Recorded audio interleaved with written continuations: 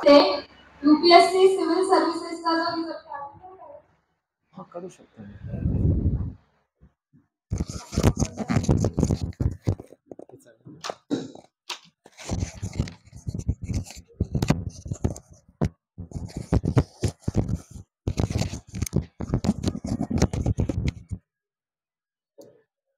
Hello hello तर नमस्कार, मी प्रियांका सुरेश मोहिते.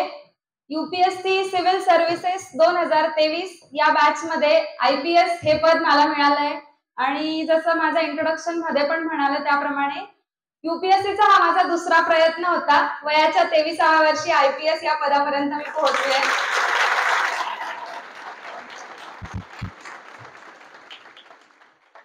खरं तर मार्गदर्शनाच्या सुरुवातीला मी आपणा सर्वांची क्षमा मागते, दिलगिरी व्यक्त करते. रिझन बिंग की पाऊस चालू होता, त्यामुळे मला निघायला थोडा उशीर झाला, त्यामुळे थोडं मला माझ्यामुळे वेट करायला लागलं आणि मला पर्सनली ते नाही आवडत.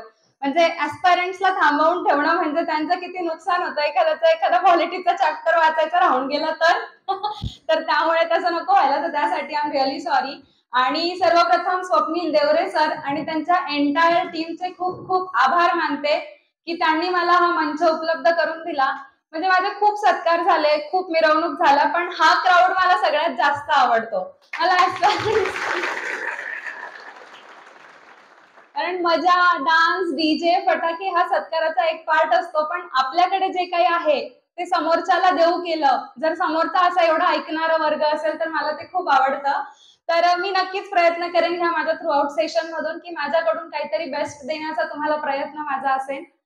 यूपीएससी बद्दलच्या माझ्या प्रवासाबद्दल सांगत असताना सर्वप्रथम मी माझा स्वतःचा जर्नी पण सांगेल तुम्हाला की माझी सुरुवात कशी झाली. तर माझं जे बेसिक स्कूलिंग झालं ते येवला या ठिकाणाहून स्वामी मुक्तानंद विद्यालयातून झालं. मराठी मीडियमला मी शिकले 5वी पर्यंत. त्यानंतर जवाहर नवोदय विद्यालय खेडगाव या ठिकाणी माझी निवड झाली. 6वी पासून 12वी पर्यंत मी तिथे शिकले. 12th science CBSE 84%. आणि मग घरामध्ये वोल्कॅनो, अर्थक्वेक, वी की असं आला की मला यूपीएससी करायचं आणि मला आर्ट्स फॅकल्टीला जायचंय. माझे वडील माध्यमिक शिक्षक आहे, आई गृहिणी आहे. वडिलांचं म्हणणं होतं, आम्ही अख्ख्या जगाला सांगतो सायन्सला जा, सायन्सला क्रीमी लेअर असतो, नाहीच काही तर कॉमर्सला जा, ज्याला काहीच येत नाही तो आर्ट्स करतो, तू करू नको म्हणून तुला थोडंफार येतं म्हणे. म्हणजे लोकांचं असं म्हणणं आहे की आपण BA म्हणजे एक डिग्री घेतो ती पण उलटी, BA शिकायचं तर AB शिकायचं तर आपण BA शिकतो असं. पण माझं ठरलं होतं की खाईन तर तुपाशी नाही तर उपाशी, करायचं तर यूपीएससी नाही तर आयुष्यात काहीच करणार नाही.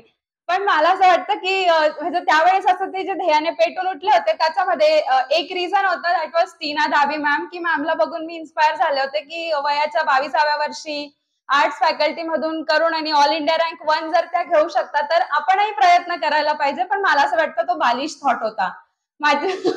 कारण मॅच्युरिटी नव्हती आणि मला खूप लोक म्हटले होते त्या टीना दाबी मॅम आहे, तू थोडी टीना दाबी आहे.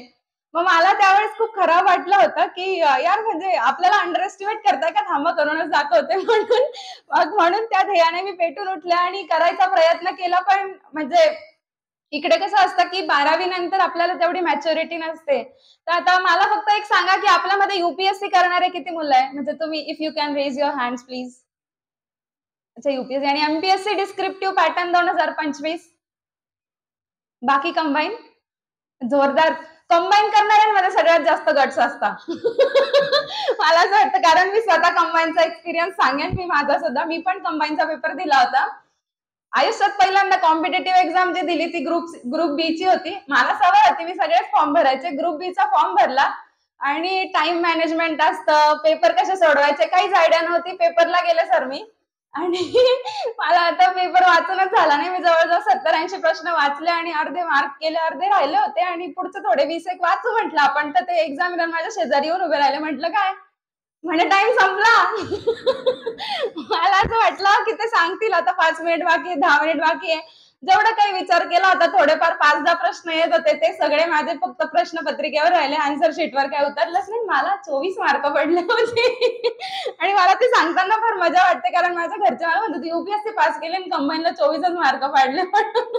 पण वेगवेगळ्या एक्झाम्सचा एक्सपिरियन्स मी घेत राहिले.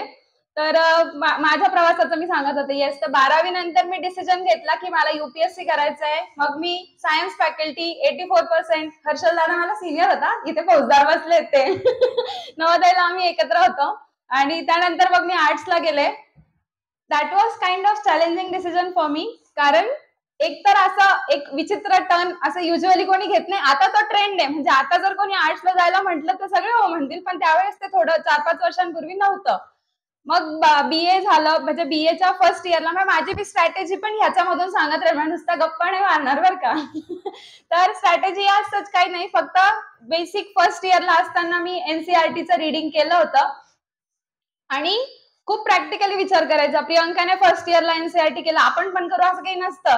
हे टॉपर लोकांना जास्त विश्वास नका ठेवू, इन्क्लुडिंग मी. कारण प्रत्येकाची म्हणजे सब्जेक्टिव्हिटी खूप आहे, प्रत्येकाचं वेगवेगळं म्हणजे प्रिपरेशन असतं. आता जर मी तुम्हाला सांगितलं मी NCERT एकदाच रीड केले, तुम्ही पण एकदाच करा असं नका करू, कारण मी CBSE मधून शिकले. मला ऑलरेडी माहित होतं त्याच्यामध्ये काय. मला फक्त ते हिंदी मधून होतं, ते मला इंग्लिश मध्ये ट्रान्सलेट करून आणि समजून घ्यायचं होतं. तर मला एका रिडिंग मध्ये कळालं की बेसिक NCERT असं आहे. मला असं वाटतं NCERT जे आता तुम्ही 25 वाले म्हणाले किंवा UPSC वाले, तर त्यांनी NCERT कसे रीड करायला पाहिजे. तर फर्स्ट रिडिंग प्लेन जायला पाहिजे पहिले 2 महिने. जर तुमच्याकडे इनफ टाइम आहे, माझ्यासारखं मी एकदम रिकामी होते, मला 3 वर्ष होते, त्याच्यामुळे मी खूप हळूहळू केलं. तर फर्स्ट रिडिंगला तुम्ही 2 महिन्यामध्ये सगळे NCERT संपवणं अपेक्षित आहे.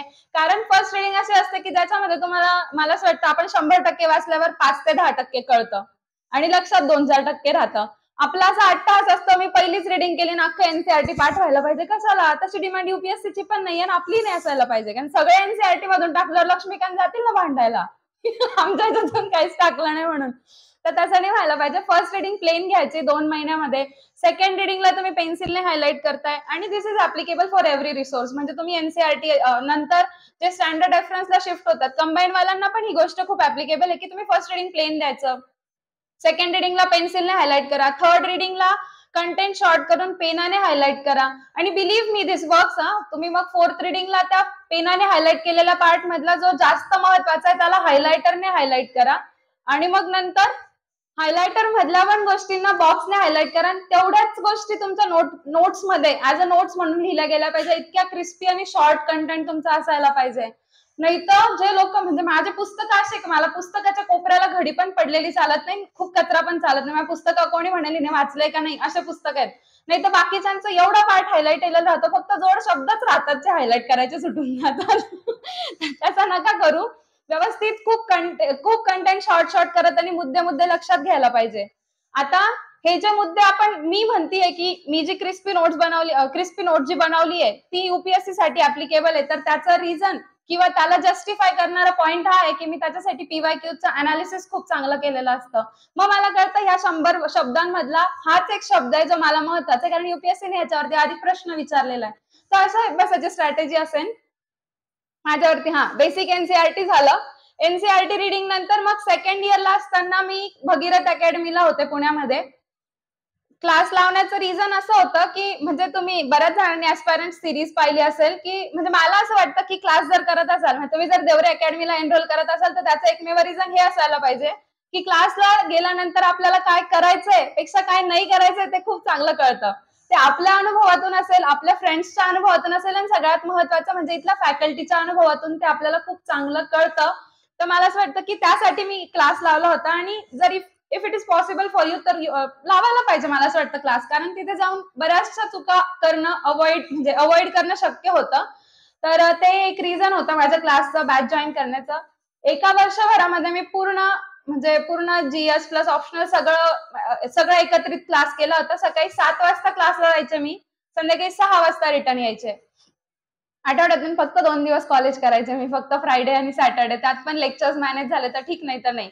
पण मी फर्स्ट इयरला असताना टीचर्सला असं म्हणजे एकदम इम्प्रेशन जमवलं होतं की अच्छा प्रियंका खूप चांगली मुलगी आहे, रेग्युलर कॉलेज करते. मग सॅटर्डेला लेक्चर नसताना पण टीचर्सच्या गुड बुक्स मध्ये जाऊन बसले होते की सेकंड इयरला आपल्याला सेटिंग लावायची म्हणून. तर ती सेटिंग मी आधीच लावून ठेवली होती. थोडं कॉलेज आणि हे इंटिग्रेटेड करणं टफ जातं, पण हा माझा अट्टाहास होता की मला रेग्युलरच बॅच करायची आहे. म्हणजे मला दुसरं ओपन युनिव्हर्सिटी मधून ऍडमिशन घेण्यापेक्षा मला कॉलेजच्या त्या फ्लो मध्ये राहायचं होतं आणि त्याचंही एक रिझन देईल. म्हणजे माझ्या प्रत्येक शब्दानंतर मी कारण देते, कारण की, तर त्याचं रिझन हे होतं की कसं होतं, एकच एक अभ्यास केला ना, की खूप मोनोटोनस लाईफ होतं. म्हणजे तुम्ही रोज सकाळी 7:00ला लायब्ररीत येताय, संध्याकाळी 7 वाजता जाताय, 8 वाजता जाताय. तर तुम्ही एवढं कंटिन्यू अभ्यास ह्युमनली मला नाही वाटत की पॉसिबल आहे. तर मग थोडं काहीतरी विरंगुळा पाहिजे म्हणून मी कॉलेज करायचे. कॉलेजला गेल्यावर फ्रेंड्ससोबत मजा, कॉलेजचे लेक्चर्स, टीचर्सची मजा असं तर ते सगळं थोडंसं एक चेंज म्हणून फॉर अ चेंज मी बी-ए रेग्युलर केलं होतं. सेकंड इयरला क्लास केला, थर्ड इयरला कोविड लागला आणि फक्त मजा केली. नाही तर मी खरंच टीना दावी झाले असते यार. थर्ड इयरला असं झालं की ऑलरेडी मी मागच्या 7-8 वर्षांपासून हॉस्टेलला राहिलीये. कोविड लागला तर घराचं वातावरण असं म्हणजे सूट झालं की बस घरीच मजा करायची. मग सीआयडी आणि सगळ्या सिरियल्स, रामायण महाभारतापासून सगळं पाहून टाकलं होतं मी त्या कोविडमध्ये. जे काही राहिलं होतं ते सगळं. तर त्यामुळे मग थर्ड इयरला मी अभ्यास केला नाही. पण मला असं वाटतं की जर म्हणजे ज्याच्यामध्ये गट्स आहे, ज्याने थर्ड इयर जर वापरला ना, तर त्याचा फर्स्ट अटेम्प्ट कन्फर्म निघतो and that is for sure. Reason being की आपलं ऑलरेडी बेसिक एनसीईआरटी झालेलं राहतात, स्टँडर्ड रेफरन्सेस क्लासेस मधून कव्हर होतात. थर्ड इयर जर पूर्ण प्रॉपरली युटिलाइज केलं तर मला असं वाटतं बस कोणीच नाही वाचवू शकणार आपल्याला तर फर्स्ट अटेम्प्ट पासून. तर तसं आपलं असायला पाहिजे. माझं ते नाही झालं वर्क, त्याच्यामुळे मग माझा फर्स्ट अटेम्प्ट जेव्हा मी दिला तेव्हा माझा तो इतका वाईट फसला की आय स्कोर्ड आय थिंक 54, पण माझं सीसॅट निघालं होतं. सीसॅट मला त्यावेळेस 78 की काहीतरी मार्क्स आले होते आणि जीएसला फक्त 54 होते. आणि अजिबात कोणालाच ब्लेम नाही, परिस्थितीला दोष नाही, घरच्यांना दोष नाही, फक्त स्वतःला की अभ्यास केला नाही. थर्ड इयर जेव्हा होतं तेव्हा अभ्यासाऐवजी मजा केली म्हणून. तर त्या रिझनमुळे फर्स्ट अटेम्प्ट गेला. काल डायलॉग पण दिला होता मी की म्हणजे माझ्या भाषणात पण ऐकला असेल तुम्ही की म्हणजे मला हा डायलॉग सांगताना माझं ओरेटरी स्किल्स नसतं दाखवायचं. मला हे सांगायचं असतं की जेव्हा आपल्या लाईफमध्ये फेल्युअर येतं, बऱ्याचदा कॉम्पिटिटिव्ह फील्डमध्ये उतरल्यानंतर हे आपलं पहिलं फेल्युअर असतं. जसं माझ्या आयुष्यातलं ते पहिलं फेल्युअर होतं. माझी पहिली प्रिलिम्स गेली. तेव्हा मी खूप रडले होते. घरच्यांना पण सांगितलं होतं, "कुछ देर की खामोशी है, फिर से शोर होगा. कुछ देर की खामोशी है, फिर से शोर होगा. औरों का वक्त होता है, अपना तो दौर होगा."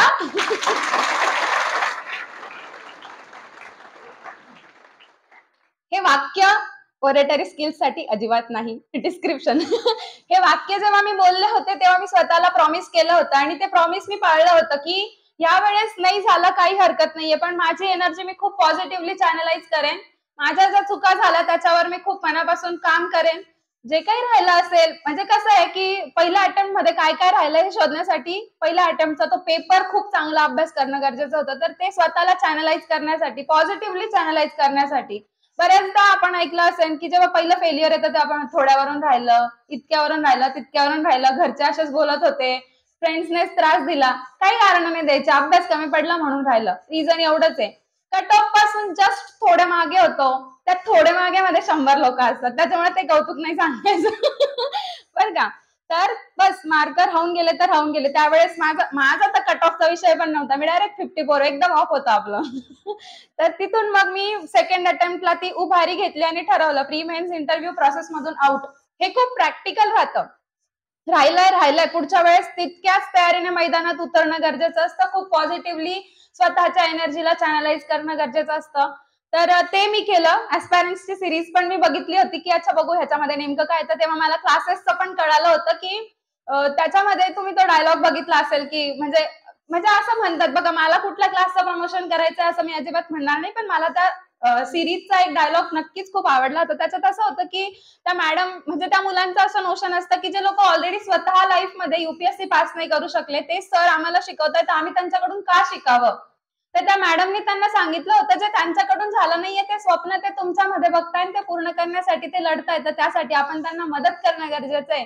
त्यांचं स्वप्न आपण आपलं स्वप्न बनवून पुढे जाणं गरजेचं आहे. त्यासाठी मला वाटतं की क्लास महत्वाचा असतो. बाकी क्लास करावा नाही करावा अगेन सेल्फ डिसिजन असतो, आपली चॉईस असते. मग मला कळलं की माझ्या फर्स्ट अटेम्प्टच्या चुका काय होत्या. तर फर्स्ट अटेम्प्टच्या चुकांमध्ये सगळ्यात पहिली गोष्ट होती की मी पीवायक्यू सोबत डायरेक्ट हरकत घेऊन घेतली होती. म्हणजे मी एवढे भयानक पीवायक्यू इग्नोर केले होते की त्याच्यात डायरेक्ट क्वेश्चन आलेले होते की 20चा एखादा म्हणजे 2020चा एक क्वेश्चन होता की ज्याचा ऑप्शन सी 2022च्या पेपरमध्ये ऍज अ क्वेश्चन आला होता. मला तो पाहून कळत होतं की मी हा कुठेतरी पाहिलाय, म्हणतो मला पेपर झाल्यावर कळायला का पीवायक्यू होता म्हणून. तर पहिली गोष्ट पीवायक्यूजला इग्नोर नाही करायचंय, ती सगळ्यात महत्वाची गोष्ट राहते प्रिपरेशन मध्ये. आणि हे तुम्ही उराशी एकदम बाळगा की पीवायक्यूज पाठ झाले पाहिजे. युपीएससी असेल, एमपीएससी असेल, कंबाईन असेल, तर तुम्हाला एक गाईडलाईन प्रोव्हाइड करतं की पीवायक्यूज प्रिव्हियस इयर क्वेश्चन्स मधून आपल्याला नक्की घ्यायचंय काय. म्हणजे आपण 1760 गोष्टी वाचतो, त्याच्यापैकी नक्की महत्वाच्या कोणत्या हे पीवायक्यू मधून खूप चांगलं कळतं. तर त्याला एक अजिबात इग्नोर करायचं नाही. आणि अगेन म्हणजे मी जेव्हा तुमच्या जागेवर बसायच्या टॉपर स्टॉक बघायची तेव्हा हा सगळे सांगताय काहीतरी असेल म्हणून मी पण घेतला आणि इग्नोर केलंय. पण माझं 1 वर्ष व्हाय गेलंय. बिलीव्ह मी, पीवायक्यूजला इग्नोर करायचं नसतं. सेकंड थिंग, युपीएससी पास करण्यासाठी किंवा कोणती पण एक्झाम की तुमचा सिलेबस इतका चांगला पाठ पाहिजे की तुम्हाला तो रिअल लाईफ मध्ये प्रॅक्टिकली कुठेतरी रिलेट पण करता आला पाहिजे. म्हणजे नुसतंच वाचायचं म्हणून वाचायचं नसतं, बऱ्याच गोष्टी ह्या प्रॅक्टिकली विचार करायच्या असतात. ह्या कंबाईन वाल्यांसाठी ऍप्लिकेबल नाहीये, कारण त्यांना फक्त रट्टाच मारायचा असतो. तर त्यांनी त्या तितक्या सिरियसली नाही घेतला चालेल. पण युपीएससी किंवा डिस्क्रिप्टिव्ह पॅटर्न करणाऱ्यांसाठी हे महत्वाचं आहे की आपल्या समोर एखादी गोष्ट घडते. मग मला खूप आवडलं ह्यावेळेस युपीएससी वाल्यांनी प्रश्न विचारला की फोनची स्क्रीन सरळ आहे आणि ती आडवी केली तर त्याच्यामध्ये ऍक्सिलरोमीटरचा काही रोल आहे का. खूप प्रॅक्टिकल थॉट आहे ना, प्रत्येकच जण फोन वापरतो पण एवढा डीप विचार आपण कधीच करत नाही. गाडी रोड ऍक्सिडेंट झाला त्याच्यामध्ये त्याचा काही रोल आहे का. तर ह्या गोष्टी खूप प्रॅक्टिकली विचार करणं गरजेचं आहे. आणि सगळ्यात महत्वाचं म्हणजे आपण एखादी गोष्ट करतोय तर ती का करतोय हे समजणं खूप जास्त महत्वाचं आहे असं मला वाटतं. प्रत्येक गोष्टीला एक रॅशनल थॉट प्रोसेस असायला पाहिजे, ही एक गोष्ट आहे. पहिल्या फेल्युअर मधून मी अजून काय शिकले तर सगळ्यात महत्वाचं म्हणजे सपोज माझी त्यावेळेसची प्रिलिम्स निघाली असती तरी मी लिस्ट मध्ये नसते. अगेन त्याचं रिझन की माझी मेन्सच प्रिपेअर नव्हती, मला माहितीच नव्हतं उत्तर लिहायचे कसे असतात. तर ही गोष्ट आहे की आपण एखाद्या गोष्टीसाठी मैदानात उतरतोय तर आपल्याला म्हणजे अभिमन्यू सारखं नाही पाहिजे की चक्रव्यूह मध्ये अडकलंय, घुसायचं माहितीये, निघायचं कसं. तर त्या चक्रव्यूह मध्ये, त्या सर्कल मध्ये आपण नाही अडकायला पाहिजे. जर आपली प्रिलिम्स निघाली तर आपल्याला कॉन्फिडन्स पाहिजे की मेन्स पण निघणार आहे. तर इतक्या कॉन्फिडन्सने आपण त्या तयारीमध्ये उतरणं गरजेचं असतं. तर माझी पहिली प्रिलिम्स निघाली असती तरी मला म्हणजे आय एम नॉट शुअर, पण मला नाही वाटत की निघाली असती, कारण ती तयारी तितकी नव्हती. आणि again honesty is the best policy. तर स्वतःसोबत तर माणसाने प्रामाणिक राहायलाच पाहिजे. अजून जी गोष्ट म्हणजे मला वाटतं की मेन्सची म्हणजे हे तर झालं मेन्सच्या बाबतीत. अजून प्रिलिम्सने मला काय शिकवलं तर सगळ्यात महत्वाचं म्हणजे ओव्हर कॉन्फिडन्स आणि कॉन्फिडन्सच्या मध्ये थिन लाईन असते, ती आपण ओळखणं अपेक्षित आहे. उगाच हवेत गोळीबार. ह्या वेळेस बघा टॉप 100 मध्ये माझं नाव असेल, अगं प्रियांका तू एमपीएससीची लिस्ट ओपन करून तर बघ पहिला नंबर माझाच असेल. तर हा हवेतला गोळीबार आहे. त्याच्यासाठी खूप म्हणजे खूप मेहनत करायला लागते. आणि जो म्हणजे मला असं वाटतं की Aditya Shrivastava sir all India rank 1 आहे ते असतील, last time Ishita Kishor ma'am असतील किंवा महाराष्ट्राचे टॉपर असतील, कोणीच असा क्लेम नाही केला की आम्ही भारतातून पहिले येणार आहे किंवा आम्ही महाराष्ट्रातून पहिले येणार आहे. ते इव्हेंच्युअली होऊन जातं. आपल्याला फक्त प्रामाणिक प्रयत्न करायचे असतात. तर मला असं वाटतं की त्याच्या पोकळ धमक्या, हवेतला गोळीबार तो नाही असायला पाहिजे. आपल्या प्रिपरेशन वरती आपल्याला विश्वास असायला पाहिजे, पण ओव्हर कॉन्फिडन्स नक्कीच नाही पाहिजे. तर हे सगळे माझ्या पहिल्या प्रिलिम्सच्या लर्निंग असं मला वाटतं. त्यानंतर मला म्हणजे जो माझा दुसरा प्रयत्न सुरू झाला तेव्हा I was doing my M A. Masters पण केला मी पॉलिटिकल सायन्स मध्ये. पॉलिटिकल सायन्स करत असताना माझा ऑप्शनल घडत होता, म्हणजे माझ्या डोक्यामध्ये ऑप्शनलच्या खूप साऱ्या गोष्टी घुसत होत्या. आणि तेच एक रिझन होतं की मी एम ए पण रेग्युलर केलं. म्हणजे मी एम ए सकाळी 10 ते दुपारी 2 वाजेपर्यंत एम एचे लेक्चर्स केलेले. माझा 16 मे ला एम ए ची एक्झाम संपली, 28 मे ला युपीएससी ची प्रिलिम्स होती, तोपर्यंत मी कॉलेज करत होते. मग बऱ्याच जणांना असं आपण की don't make it larger than life. बऱ्याच जणांचं मी युपीएससी करतोय, मी फॅमिली फंक्शन अटेंड करणार नाही, मी युपीएससी करतोय तुम्हाला कळतंय का असं घरच्यांना परिस्थिती समजा तुम्ही. तर तुम्हाला समजताय का मी युपीएससी करतोय, मी हे नाही करू शकत, मी एमपीएससी करतोय, मी ते नाही करू शकत. काहीच नाटकं नाही राहत. सगळं करायचं, सगळं करून पण अभ्यास होऊ शकतो, फक्त आपल्याला ते मॅनेज करता आलं पाहिजे. कारण 12 तास 14 तास असा अभ्यास करणारा रेग्युलर रोज रोज 14 तास अभ्यास करणारा व्यक्ती मी अजून नाही पाहिलाय. मी जेवढ्या लायब्ररी केल्या, मी जेवढे अभ्यास केले किंवा मी जेवढ्या टॉपर्सला भेटले तेवढ्यामध्ये की रोज आम्ही 14 तासच अभ्यास केला असा एकमेव व्यक्ती मला शोधून दाखवा. आणि मला असं म्हणायचं की समजा असेल एखादा, पण त्याची गरज आहे का तेही आपण पडताळून पाहणं गरजेचं आहे.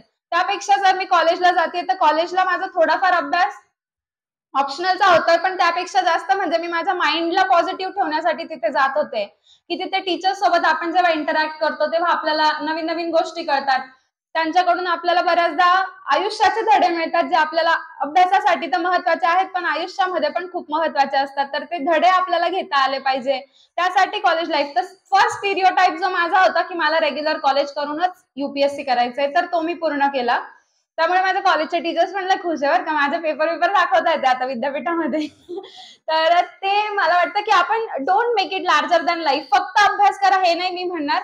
अभ्यासासोबत सगळ्या गोष्टी झाल्या पाहिजे. म्हणजे माझी फॅमिली इथे बसली ते सांगतील की मी सगळे फॅमिली फंक्शन्स अटेंड केले. कोणी वारलं मी गेले, कोणाचा बर्थडे मी गेले, माझाच बर्थडे मग मी गेले. मी माझ्या बर्थडेचं प्रमोशन महिनाभर आधीच करायचे. माझा बर्थडे तुम्हाला काय गिफ्ट देणार आहे म्हणून. तर ते पण सगळं झालं पाहिजे. सगळ्या गोष्टी एन्जॉय करता आल्या पाहिजे. बाकी मग कॉलेजचे जे फंक्शन्स होते ते पण मी खूप चांगले एन्जॉय केले होते. शिवजयंती, आंबेडकर जयंती, स्पीच कॉम्पिटिशन करायला आवडायचं मला, ते केलं. तर ह्या सगळ्या गोष्टी तर मी केल्या. Along with college life UPSC केलं. तर युपीएससी केलं म्हणजे नेमकं काय, तर मग जो सेकंड अटेम्प्ट आहे त्याला मी स्टेज वाईज डिवाइड करते. म्हणजे इथून ऍक्च्युअल मी व्यवस्थित सांगेन, आधीच्या गप्पा वाटताय मला. तर युपीएससी बद्दल मी सांगत असता माझा जो फर्स्ट अटेम्प्ट आहे ना त्याला मी डायरेक्ट पहिला घास देवाला म्हणतो का आपण तसंच धरती. तर दुसऱ्या घासापासून मी सांगेन. तर सगळ्यात पहिले युपीएससी किंवा रादर कुठली कॉम्पिटेटिव्ह एक्झाम करायची असेल तर you should have clarity of why you want to prepare for civil services. If you have that reason then you must prepare for civil services. माझे रिझन्स 2-3 होते, त्याच्यातले प्रॉमिनंट एक सांगेन. I was from Jawahar Navodaya विद्यालय. तिथले जे स्कूल प्रिन्सिपल होते त्यांनी मला सांगितलं होतं, मी 11वीत असताना नवोदयला स्कूल कॅप्टन होते. तर तिथे मला कळालं होतं लिडरशिप काय असते. 500 मुलांना जेव्हा आपण हँडल करतो तेव्हा कळतं की चॅलेंजेस कुठले कुठले येऊ शकतात. त्यावरती माझी डिसिजन मेकिंग चांगली वर्क पण झाली होती. म्हणजे दादा पण सांगेन की सरांकडे मला व्हीआयपी कार्ड होतं, व्हीआयपी एंट्री होती. कोणाचं कोणतंच काम होत नसेल आणि सरांकडे जायचं असेल तर ते माझ्याकडे यायचे, आपणच भगवान आहे. तर तो ऍटिट्यूड होता. तर लिडरशिप म्हणजे त्यावेळेस मला कळाली. त्यावेळेस कळालं की डिसिजन मेकिंग कसं असतं, कुठल्या कुठल्या म्हणजे अशा सिच्युएशन्स येतात की ज्याच्यासाठी आपण अजिबातच प्रिपेअर्ड नसतो. त्या सिच्युएशन्सला कसं हँडल करायचं. बऱ्याचदा आपल्याला म्हणजे मलाही असं वाटायचं की हे सगळं फक्त फक्त जगायचं असतं. पण तुम्हाला मी सांगेन की जेव्हा तुम्ही क्लॅरिटी ऑफ व्हाय समजून घ्याल ना तेव्हा तुम्हाला लक्षात येईल की एका ऑफिसर कडून कुठल्या कुठल्या गोष्टी अपेक्षित आहेत. एक ऑफिसर म्हणजे सगळ्यात महत्वाचं म्हणजे फक्त अभ्यासू किंवा खूप हुशार व्यक्तिमत्व ऑफिसर बनतं असं मला कधीच नाही वाटत. कारण इथे आयक्यू पेक्षा इक्यू ला जास्त महत्व आहे. आपल्याला पण असाच अधिकारी आवडतो. आपल्याला असं पुस्तक वाचत म्हणजे सपोज तुम्ही एखाद्या ऑफिसरच्या कॅबिन मध्ये गेले आणि तुम्ही त्याच्याशी बोलताय आणि तो पुस्तक वाचता तर तुम्हाला आवडणार आहे का. त्यापेक्षा तुम्हाला असं पाहिजे की तो तुमच्याशी गप्पा मारेल, तुमच्यासोबत इंटरॅक्ट करेल. सगळ्यात महत्वाचं म्हणजे तुमचा जो प्रॉब्लेम आहे तो समजून घेऊन त्यावर सोल्युशन देईल. तर स्वतःला प्रश्न विचारा, आपल्यामध्ये ती अबिलिटी आहे का. त्यावर उत्तर शोधणं खूप गरजेचं आहे. स्वतःचं स्वॉट अनालिसिस होणं पण खूप गरजेचं आहे. काय आपली स्ट्रेंथ, काय आपला विकनेस, आपण त्याच्यावरती त्या विकनेस वरती काम करून त्याला आपली स्ट्रेंथ बनवू शकतो का, याचं उत्तर आपण शोधणं अपेक्षित आहे. यार तुम्ही फारच सिरियसली ऐकताय मला, मी एवढं भारी सांगते का. मला मध्ये मध्ये फीडबॅक पण देत राहा का, सर किती वेळ बोलायचं ते पण सांगा. चालू देऊ ना. चला माझाच माहिती आता, माझंच ऐका. येस. तर कुठे होतो आपण, लक्ष देऊन ऐका बर का. येस. तर कुठे होते मी, करा स्वॉट अनालिसिस वर होते.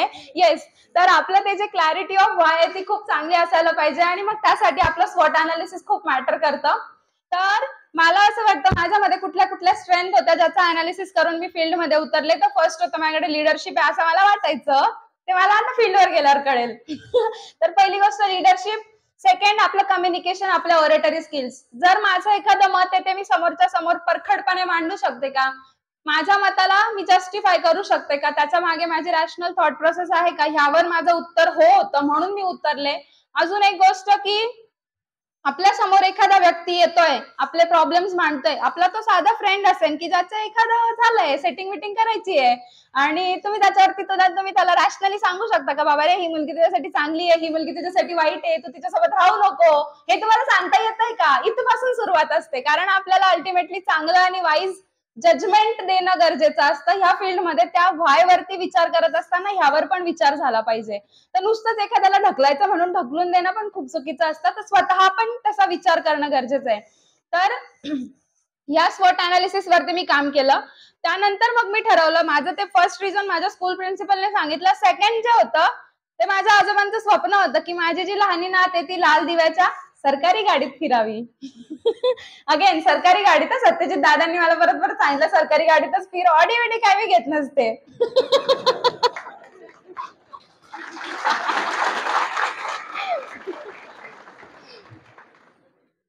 कारण सरकार नंतर त्रास देईल, माझे पप्पा शिक्षक आहे, शिक्षा किती होईल विचार करा तुम्ही. तर सेकंड, आजोबांचं स्वप्न होतं लहानपणापासून ते मला ताणी नावाचा चित्रपट दाखवायचे, की त्याच्यामध्ये ती मस्त होती ना, ती तुम्ही पण पाहिला असेल ताणी चित्रपट, तर तिला बघून मी पण मोठी झालेली आहे. पण माझं असं स्वप्न तेव्हा ठरलेलं नव्हतं. मी जसं सांगितलं की 12वी नंतर मी ते ठरवलं मला करायचंय म्हणून, पण होते आजोबांची इच्छा. आणि मग थर्ड माझं स्वॉट अनालिसिस, की ज्याच्यातून मला जस्टिफाय झालं की हो माझ्यामध्ये अशा अशा स्किल्स आहेत आणि त्याच्यासाठी सिव्हिल सर्व्हिसेस हा बेस्ट प्लॅटफॉर्म आहे, की जिथून मी समाज सेवा करू शकते, समाजासाठी काहीतरी चांगलं देऊ शकते.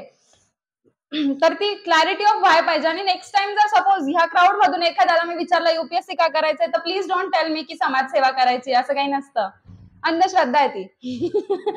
समाजसेवाने तुमच्याकडे एक स्ट्रॉंग रिझन पाहिजे की ह्या पर्टिक्युलर सेक्शनला मी बघितलंय माझ्या गावामध्ये, मी ज्या गावाला बिलॉंग करते, पोहाणे गाव आहे, मॅपवर सापडतं ते, पण खूप छोटं आहे. तर त्या पोहाणे गावाची मी आहे. तर ते गाव इतकं छोटं आहे, आजही त्या समाजामध्ये 9वी 10वी झाल्यावर मुलींचे लग्न होतात, आजही त्या समाजामध्ये किंवा त्या क्षेत्रामध्ये शिक्षणाचा अवेअरनेस नाहीये. तर असं एक गाव जे मला माहिती आहे, अशा अनेक गाव आहे, त्या गावांसाठी मला काम करायचं एवढं एकमेव रिझन. मग ही समाजसेवा नाही आहे, कारण समाजसेवा ही खूप ब्रॉड कन्सेप्ट आहे. त्याच्यामध्ये you should be very precise and very specific की ह्या पर्टिक्युलर सेक्शनसाठी काम करण्याची माझी इच्छा आहे. बाकी तुम्हाला सरकार जे करू देईल ते तर तुम्हाला करावंच लागणार आहे. तर ती क्लॅरिटी ऑफ वाय हा फर्स्ट स्टेज आहे युपीएससी किंवा रादर कोणत्याही कॉम्पिटेटिव्ह एक्झामचा. If you are clear about why, then we can think about how. तर हाऊ मध्ये 3-4 गोष्टी आहेत. पहिली गोष्ट, युपीएससीचा फुल फॉर्म, एमपीएससीचा फुल फॉर्म. आम्ही करतो पण कधी कधी आम्हाला ना थोडं कन्फ्युजनच होऊन जातं, नेमकं स्पेलिंग इकडचं इकडे का तिकडचं तिकडे. तर तिथपासून सुरुवात करायची आणि त्याच्यात काहीच चुकीचं नाही. मग मी युपीएससीची सुरुवात करत असेपर्यंत मला ऑनेस्टली सांगते, मला युपीएससीचा फुल फॉर्म माहिती नव्हता. मग मी त्या बॉडी बद्दल अभ्यास केला. अच्छा, ही कॉन्स्टिट्युशनल बॉडी आहे, त्याचं असं असं कंपोजिशन आहे, त्याचे इतके इतके काम आहे. तर इथपासून सुरुवात करायची की युपीएससीचा एमपीएससीचा फुल फॉर्म बघायचा, पीएसआय, एसटीआय, एएसओ. मला तर पीएसआय एसटीआय कळायचं, एएसओ कळायचंच नाही. मग आमचाच नवोदयचा भूषण दादा भूषण लांडगे महाराष्ट्र टॉपर आला, तेव्हा मला फुल फॉर्म कळाला एएसओ काय असतो म्हणून. तर या सगळ्या बेसिक गोष्टी आहे की ज्या आपल्याला माहित असायला पाहिजे.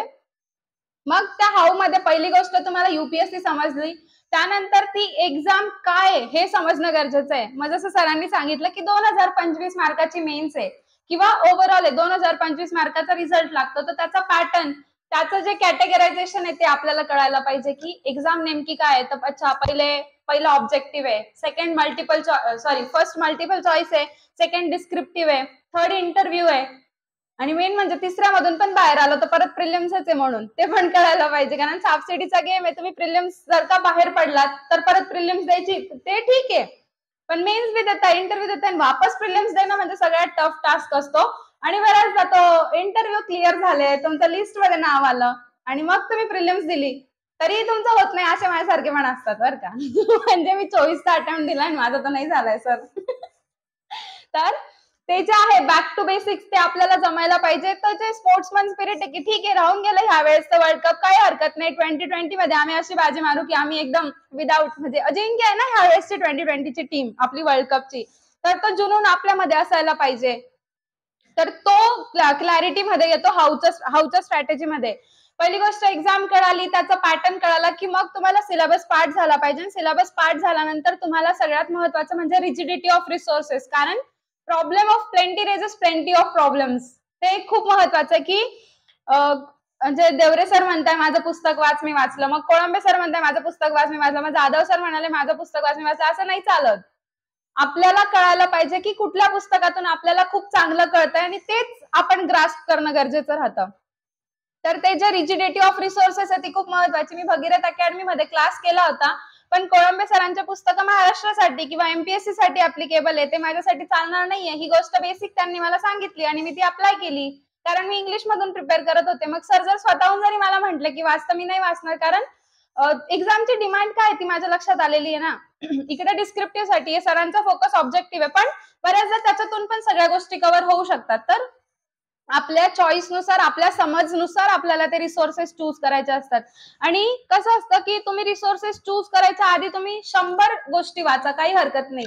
पण एकदा तुमचा रिसोर्स जर का फायनल झाला ना, तर मला वाटतं की तो तुम्ही फुल टाइम कॅरी फॉरवर्ड केला पाहिजे. म्हणजे माझी ह्यावेळेसची एक्झाम सपोज नाही झाली आणि मला जर पुढचा अटेम्प्ट द्यायचा आहे, तर मग मी नवीन कोणताच रिसोर्स नाही वाचणार. ज्या माझ्या स्वतःच्या नोट्स बनल्या त्या नोट्स, ते रिसोर्सेस तेवढंच मी कंटिन्यू करेल. मला असं वाटतं इकडे ना प्रॉब्लेम हा होतो, म्हणजे मी जेवढ्या मुलांचा पण एक्सपिरियन्स ऐकलाय, तर प्रॉब्लेम हा होतो की आपल्याला सगळंच महत्वाचं वाटतं आणि ते चुकीचं नोशन पण आहे की एमपीएससी किंवा UPSC can ask anything under the sun, किंवा एकदम समुद्राच्या कोपऱ्यातून कुठून तरी. ते कधी गेले होते कोपऱ्यामध्ये समुद्रात शोधायला की हा प्रश्न विचारू म्हणून आपण, तुम्हाला काय माहिती. त्याच्यापेक्षा एकदा रिसोर्सेस रिजिट ठेवायचे, त्याच्यातून वाचायचं, आणि एखादा प्रश्न सपोज आपल्याला नाही आला, म्हणजे युपीएससी मध्ये असं युजली असतं की 20 क्वेश्चन्स असे असतात की जे कोणालाच येत नाही. आपल्याला नाही आलं तर आपल्याला ते 20 क्वेश्चन करून तुम्हाला काय प्रूव्ह करायचं. युपीएससीचा कट ऑफ जर का 100 लागतोय, तुम्हाला 200 मार्क पाडून करायचं काय. त्याच्यापेक्षा जे 80 प्रश्न आपण सॉल्व्ह करतोय ते व्यवस्थित करायचे, जे सगळ्यांच्या बरोबर येणार आहे ते आपल्या बरोबर आलेच पाहिजे. वरती 4-5 प्रश्नांना फक्त पुश घ्यायचा असतो, त्याच्यातून आपला कट ऑफ क्रॉस होऊन जातो. तर त्यासाठी मी म्हणेन की अगेन रिजिडिटी ऑफ रिसोर्सेस खूप महत्वाची, आणि बिलीव्ह मी हे वर्क होतं की माझं पण होतं असं की माझं एकदा रिसोर्सेसची लिस्ट फायनल झाली होती की अच्छा पॉलिटीसाठी मी लक्ष्मीकांतच्या बाहेर नाही जाणार आहे, हिस्ट्रीसाठी मी फक्त स्पेक्ट्रमच वाचणार आहे, एन्शियंट मिडेवल साठी माझ्याकडे रिसोर्सेस नाही तर त्याची मी स्वतःची नोट बनवणार आहे. मग आज पण मला अटेम्प्ट द्यायला बसवा, मी फक्त माझी एन्शियंटची नोटच वाचेन, त्याच्या बाहेरचं काहीच वाचणार नाही. कारण तो तो सब्जेक्ट असा आहे की त्याला काही लिमिटच नाहीये. त्यांना कधीही काही वाटतंय, मग मी सगळं नाही वाचू शकत, कारण इनमिन 2 प्रश्न येतात, तर त्या 2 प्रश्नांसाठी मी बाकीचे 10 प्रश्न नाही कॉम्प्रोमाइज करू शकत. तर त्याच जागेवर मला माहितीये की लक्ष्मीकांत मधून 10 ते 12 प्रश्न जे काही असतील ते कन्फर्म येणार आहे, तर ते मी चांगले करणं अपेक्षित आहे. तर असं ठरवायला लागतं आपल्याला, आणि आपल्याला त्या बाबतीत थोडंसं मला वाटतं की थोडं ॲरोगंट ॲटिट्यूड असायला पाहिजे. की कसं होतं, ज्या लोकांचं एक्झाम निघत नाही का, ते दुसऱ्याला उपदेश फार करतात. कसा की अच्छा तू हे पण नाही वाचलं, हे पण नाही केलं तू, ओके मी तर ह्याच्यातून हे बेस्ट पार्ट वाचलाय, भाऊ तुझं तुझ्यापुढे ठेव, माझं मला माहितीये मी काय केलंय. हा ॲरोगंट ॲटिट्यूड इकडे आणायला लागतो. लोक क्या सोचेंगे, तो विचार आपल्याला नाही करावा लागत की हे किती महत्वाचं होतं जे मी वाचलंच नाही. तर असं नाही व्हायला पाहिजे. तो थोडा ॲरोगन्स आपल्या प्रिपरेशन मध्ये असावा. हे झालं रिसोर्सेसच्या बाबतीत. मग रिसोर्सेसची रिडिंगची स्ट्रॅटेजी जे मी तुम्हाला सांगितले की first reading plain, second reading pencil, third reading pen आणि नंतर हायलायटरने बॉक्स असं करत करत स्वतःच्या शॉर्ट क्रिस्पी नोट्स बनवायचा. नोट्स बनवण्यासाठी किंवा कंटेंट शॉर्ट करण्यासाठीचा एकमेव क्रायटेरिया तुमच्या समोर पीवायक्यू पाहिजे. म्हणजे let's consider if you are reading judiciary part from Lakshmikant, तर ज्युडिशियरी मध्ये इतक्या साऱ्या गोष्टी, इतके सारे आर्टिकल्स आहे, त्यांना कोणता 124 सपोज विचारावा असं वाटलाय, मग तुमचा 124 तुमच्या नोटमध्ये बनला पाहिजे किंवा तो माइंड मध्ये सेव्ह झाला पाहिजे. अच्छा 124 मध्ये हे मेन्शन केलेलं आहे. नेक्स्ट टाइम जेव्हा जेव्हा तुम्हाला त्याच्यावर प्रश्न विचारतील तर तुम्हाला ती क्लॅरिटी पाहिजे की बस ह्याच्यावर ऑलरेडी प्रश्न आला, हा माझा पार्ट झालाय.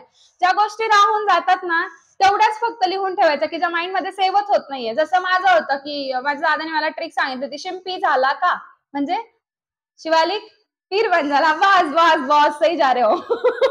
तर शिवालिक, पीर पंजाल, लडाख, झास्कर, त्या सगळ्या गोष्टी. तर मग अशा ट्रिक लक्षात ठेवायच्या, कारण मला ते माउंटेनची, व्हॅलीजची रेंजच लक्षात राहत नव्हती. त्यासाठी तो मी ट्रिक करणं अपेक्षित, तर मग तेवढंच मी लिहून ठेवायचे. तर ते जमलं पाहिजे आपल्याला. आणि मग नोट्स मला असं वाटतं जितक्या कमीत कमी राहतील तितकं तुमचं रिव्हिजन रिपिटेटिव्हली होऊ शकतं. म्हणजे आजही मला जर तुम्ही माझी एखाद्या सब्जेक्टची नोट आणून दिली, सपोज लेट्स कन्सिडर माझं ऑप्शनल पीएसआयआर आहे, त्याच्यासाठी माझी एक नोट बनलेली आहे. तुम्ही मला रात्री मध्यरात्री कधी उठवा, मला माहितीये कुठल्या पानावर, कुठल्या कोपऱ्याला, कुठल्या पेनने, मी कुठल्या शब्दांमध्ये मी काय लिहिलेलं आहे. आय कॅन से सो आणि I can bet. Reason being मी ते इतक्या वेळेस वाचलंय. म्हणजे बऱ्याचदा असं होतं की ऑप्शनलची अशी थप्पी असते विद्यार्थ्यांकडे बुक्सची, माझ्याकडे एकही स्टँडर्ड रेफरन्स नाहीये. तर माझ्यावर मला माहितीये विश्वास ठेवणार नाही ठेवणार, पण मी ती रिस्क घेतली होती. आणि असं तुम्ही करा असं मी तुम्हाला अजिबात म्हणणार नाही, कारण मला पेपरच्या आदल्या दिवशी भयानक टेन्शन आलं होतं, कारण मी कॉन्फिडन्स ओव्हर कॉन्फिडन्सच्या बॉर्डरवर अडकले होते मी, की माझ्याकडे ऑप्शनल सब्जेक्ट साठी एकही स्टँडर्ड रेफरन्स नाहीये, इन्क्लुडिंग शुभ्रा मॅमच्या नोट्स त्याही नाहीयेत. मी फक्त माझा जो लेक्चर केला होता त्याच्या रनिंग नोट्स बनवल्या आणि रायटिंगची प्रॅक्टिस केली आहे, त्याच्या बेसिसवर मी उतरले होते. पण बघा, परत माझ्यावर पूर्ण विश्वास ठेवू नका, कारण मी एमए केलंय त्या सब्जेक्टमध्ये, त्या सब्जेक्टला मी घोळून प्यायले.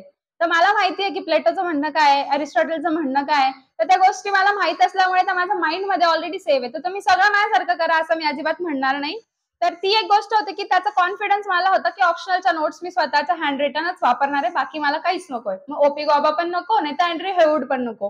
तर हे रिसोर्सेसचे नावं पण मी आता रिझल्ट नंतर पाठ केले, कारण मला खूप लोक विचारतात ऑप्शनलसाठी रिसोर्सेस कोणते लागतात म्हणून. तर आधी मला ते पाठ नव्हते, मी रिझल्ट नंतर हे नावं बघून ठेवले. तर ही झालं रिसोर्सेसच्या बाबतीत. त्यानंतर मग रिडिंगचं मी तुम्हाला सांगितलं. सेकंड थिंग की तुमचं रिव्हिजन मल्टिपल व्हायला पाहिजे. खूप लोक विचारतात रिव्हिजन सकाळी करू, दुपारी करू का संध्याकाळी करू? भाऊ तुझी होती तेव्हा कर ना. तुम्हाला जेव्हा गोष्टी लक्षात राहतात तेव्हा करा. आपल्या चॉईसनुसार राहतात. आता माझं असं होतं की मी बऱ्याच गोष्टींच्या बाबतीत एक पाठी होते. एकदा मला कळलं की कळलं. काही गोष्टी होत्या ज्या मला तुम्ही 10 वेळेस घुसवून का सांगत नाही डोक्यात, मला नाही राहणार तर नाहीच लक्षात राहणार आहे. मग त्या 10 वेळेस सांगून पण लक्षात न राहणाऱ्या गोष्टी मी समोर लिहून तेवढ्या रिवाइज करणार ज्या मला एकदा कळताय त्या कळताय. तर ते आपलं जे अनालिसिस मी म्हणाले स्वॉट अनालिसिस, त्याच्यातून आपल्याला ते कळतं. तो एक पार्ट झाला. अजून एक गोष्ट मला असं वाटतं अभ्यासाच्या स्ट्रॅटेजीमध्ये की तुमच्या असे फिक्स्ड स्टडी आवर्स नाही असायला पाहिजे. म्हणजे प्लीज नेक्स्ट टाइम पासून तुम्ही कुठल्याच व्यक्तीला किंवा रादर स्वतःला पण असा प्रश्न विचारू नका की तुम्ही किती तास अभ्यास केला, कारण अभ्यासाचे तास फिक्स नसतात. सपोज आज मी ठरवलंय की मला हिस्ट्रीमध्ये स्पेक्ट्रमचा इतक्या काळापासून गांधीयन एरा, लेट्स कन्सिडर मला गांधीयन एरा करायचा आहे. तर मग माझं असं नाहीये की मी आता बसली आहे, मग 2 तासानंतर मी नाश्ता करेल, नाश्ता केला की मग मी एवढा ब्रेक घेईल, त्याच्यानंतर मी जेवणाचा ब्रेक घेईल आणि मग एवढं पूर्ण करेल. जर मला आता वाटतं की गांधींच्या इथपासून इथपर्यंत गांधी कुठे गेले, मला खूप क्युरियोसिटी आहे, तर मी सगळं करून घेईल. मग ते नॉन कॉपरेशन असेल, क्विट इंडिया असेल, सगळं करून घेईल. पण गांधीजी आफ्रिकेवरून रिटर्न आले आणि तिथंच मला बोर झालं तर मी उठून जाणार. मग उरलेला पाठ गांधीने सांगितलं थांबा थोड्या वेळाने वाचते म्हणून. तर असं करायला लागतं. तर इथे अशा स्टडीच्या फिक्स्ड आवर्स नाहीयेत. पण तरी पण माझं असं होतं की मी माझं जेवढं लिमिट ओळखलं होतं ते असं होतं 6 ते 7 तासांच्या वर माझा अभ्यास नव्हता. तुम्ही माझ्या विद्यापीठामध्ये मी जिथे अभ्यास केला तिथे जाऊन विचारा की मी असं खूप तास नाही, पण मी बसायचे लायब्ररीमध्ये. मी सकाळी 7 ला शार्प लायब्ररीला जायचे. ते जे डिसिप्लिन नावाचा पार्ट आहे तो बॉडीला लागतो. मी सकाळी शार्प 7 ला जाणार. जवळजवळ पहिला महिनाभर मी लायब्ररीत जाऊन झोपले.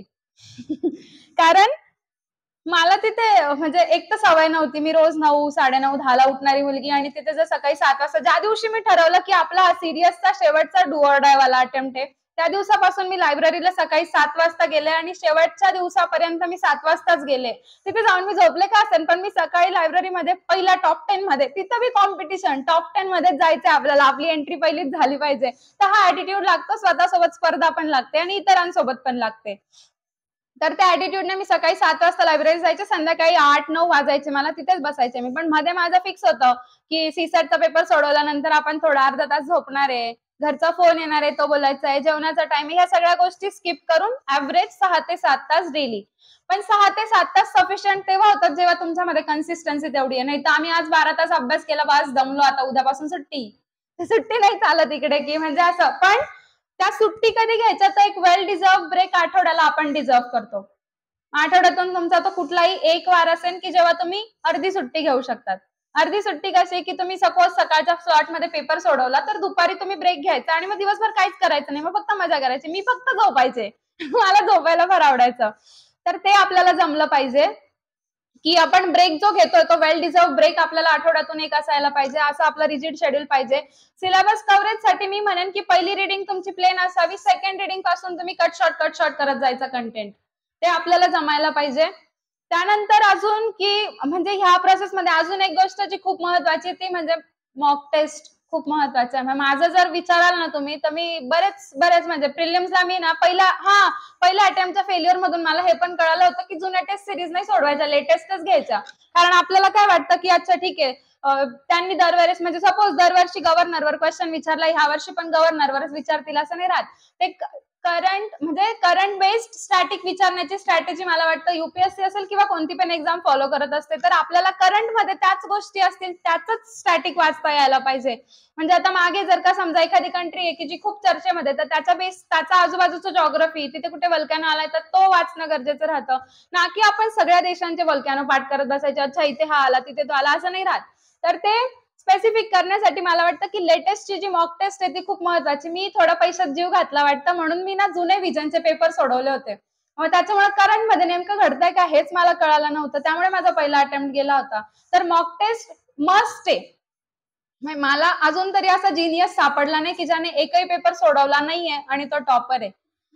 सापडला तर चांगलीच गोष्ट आहे, पण मला वाटतं मॉक टेस्ट शिवाय पर्याय नाही. कारण ज्या मैदानात तुम्हाला लढायचंय त्या मैदानाचा अंदाज घेणं तुम्हाला गरजेचं नाही. तर माझ्यासारखं होतं की एक्झामिनर समोर येऊन उभे ना म्हणतात काय ते म्हणतात झाला टाइम जा घरी.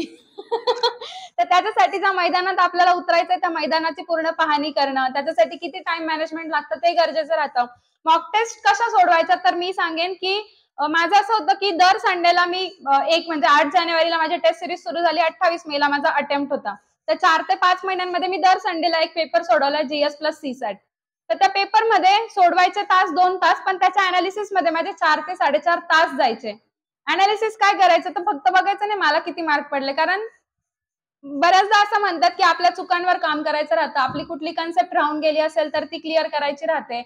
तर त्याच्यापेक्षा जास्त मला वाटतं आपण मार्क बघत बसतो. मार्क बघून आपण म्हणजे त्याच्यातून काहीच मिळत नाही. त्याच्यासाठी आपल्याला काय गरजेचं असतं तर सगळ्यात महत्वाचं म्हणजे ज्या आपल्या चुका झाल्या त्या नेक्स्ट टाइम व्हायला नको. मला फार भारी वाटतं. मी प्रयास इन्स्टिट्यूटला होते टेस्ट सिरीजला. तर तिथले सर मला मिरॅकल गर्ल म्हणायचे. मला मस्त वाटतं गातं ऐकायला. मिरॅकल गर्ल म्हणायचे कारण मी असं गॅरंटी घेऊ शकत होते की ठीक आहे लास्ट टाइम माझा एक गोष्ट चुकली आहे. एखादी गोष्ट मी क्वेश्चन नाही म्हणणार, मी एखादी गोष्ट जी चुकली आहे तर चुकली आहे, मी ती खूप पोलाइटली ऍक्सेप्ट करायचे.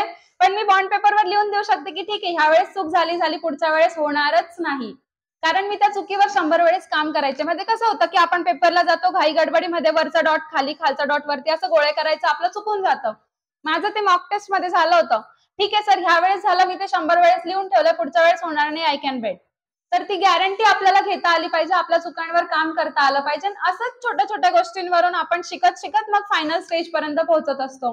माझ्या बाबतीत असं व्हायचं अनफॉर्च्युनेटली किंवा फॉर्च्युनेटली की आपण कसं होतं की 100 प्रश्न असतील त्याच्यातले 50 चूक 50 बरोबर, तर आपल्याला 50 वरच काम करायचं असतं.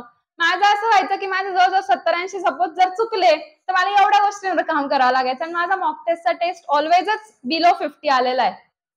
फायनल जो पेपर होता 16 मेला जी मी फायनल मॉक दिली त्याला 53 स्कोर आला होता. पण घाबरायचं नाही. म्हणजे त्या मॉक टेस्ट पेक्षा ऍक्च्युअल एक्झाम ही खूप वेगळी असते. आपल्याला फक्त त्या वर्स्ट केस साठी प्रिपेअर करतं ती मॉक टेस्ट असते. म्हणून मॉक टेस्ट खूप चांगल्या सॉल्व्ह करायच्या, त्याचं भरपूर अनालिसिस करायचं, ही एक महत्वाची स्ट्रॅटेजी मला वाटतं. त्यानंतर इकडे अजून काय महत्वाचं आहे तर सगळ्यात महत्वाचं म्हणजे एक तर पेपर सोडवले.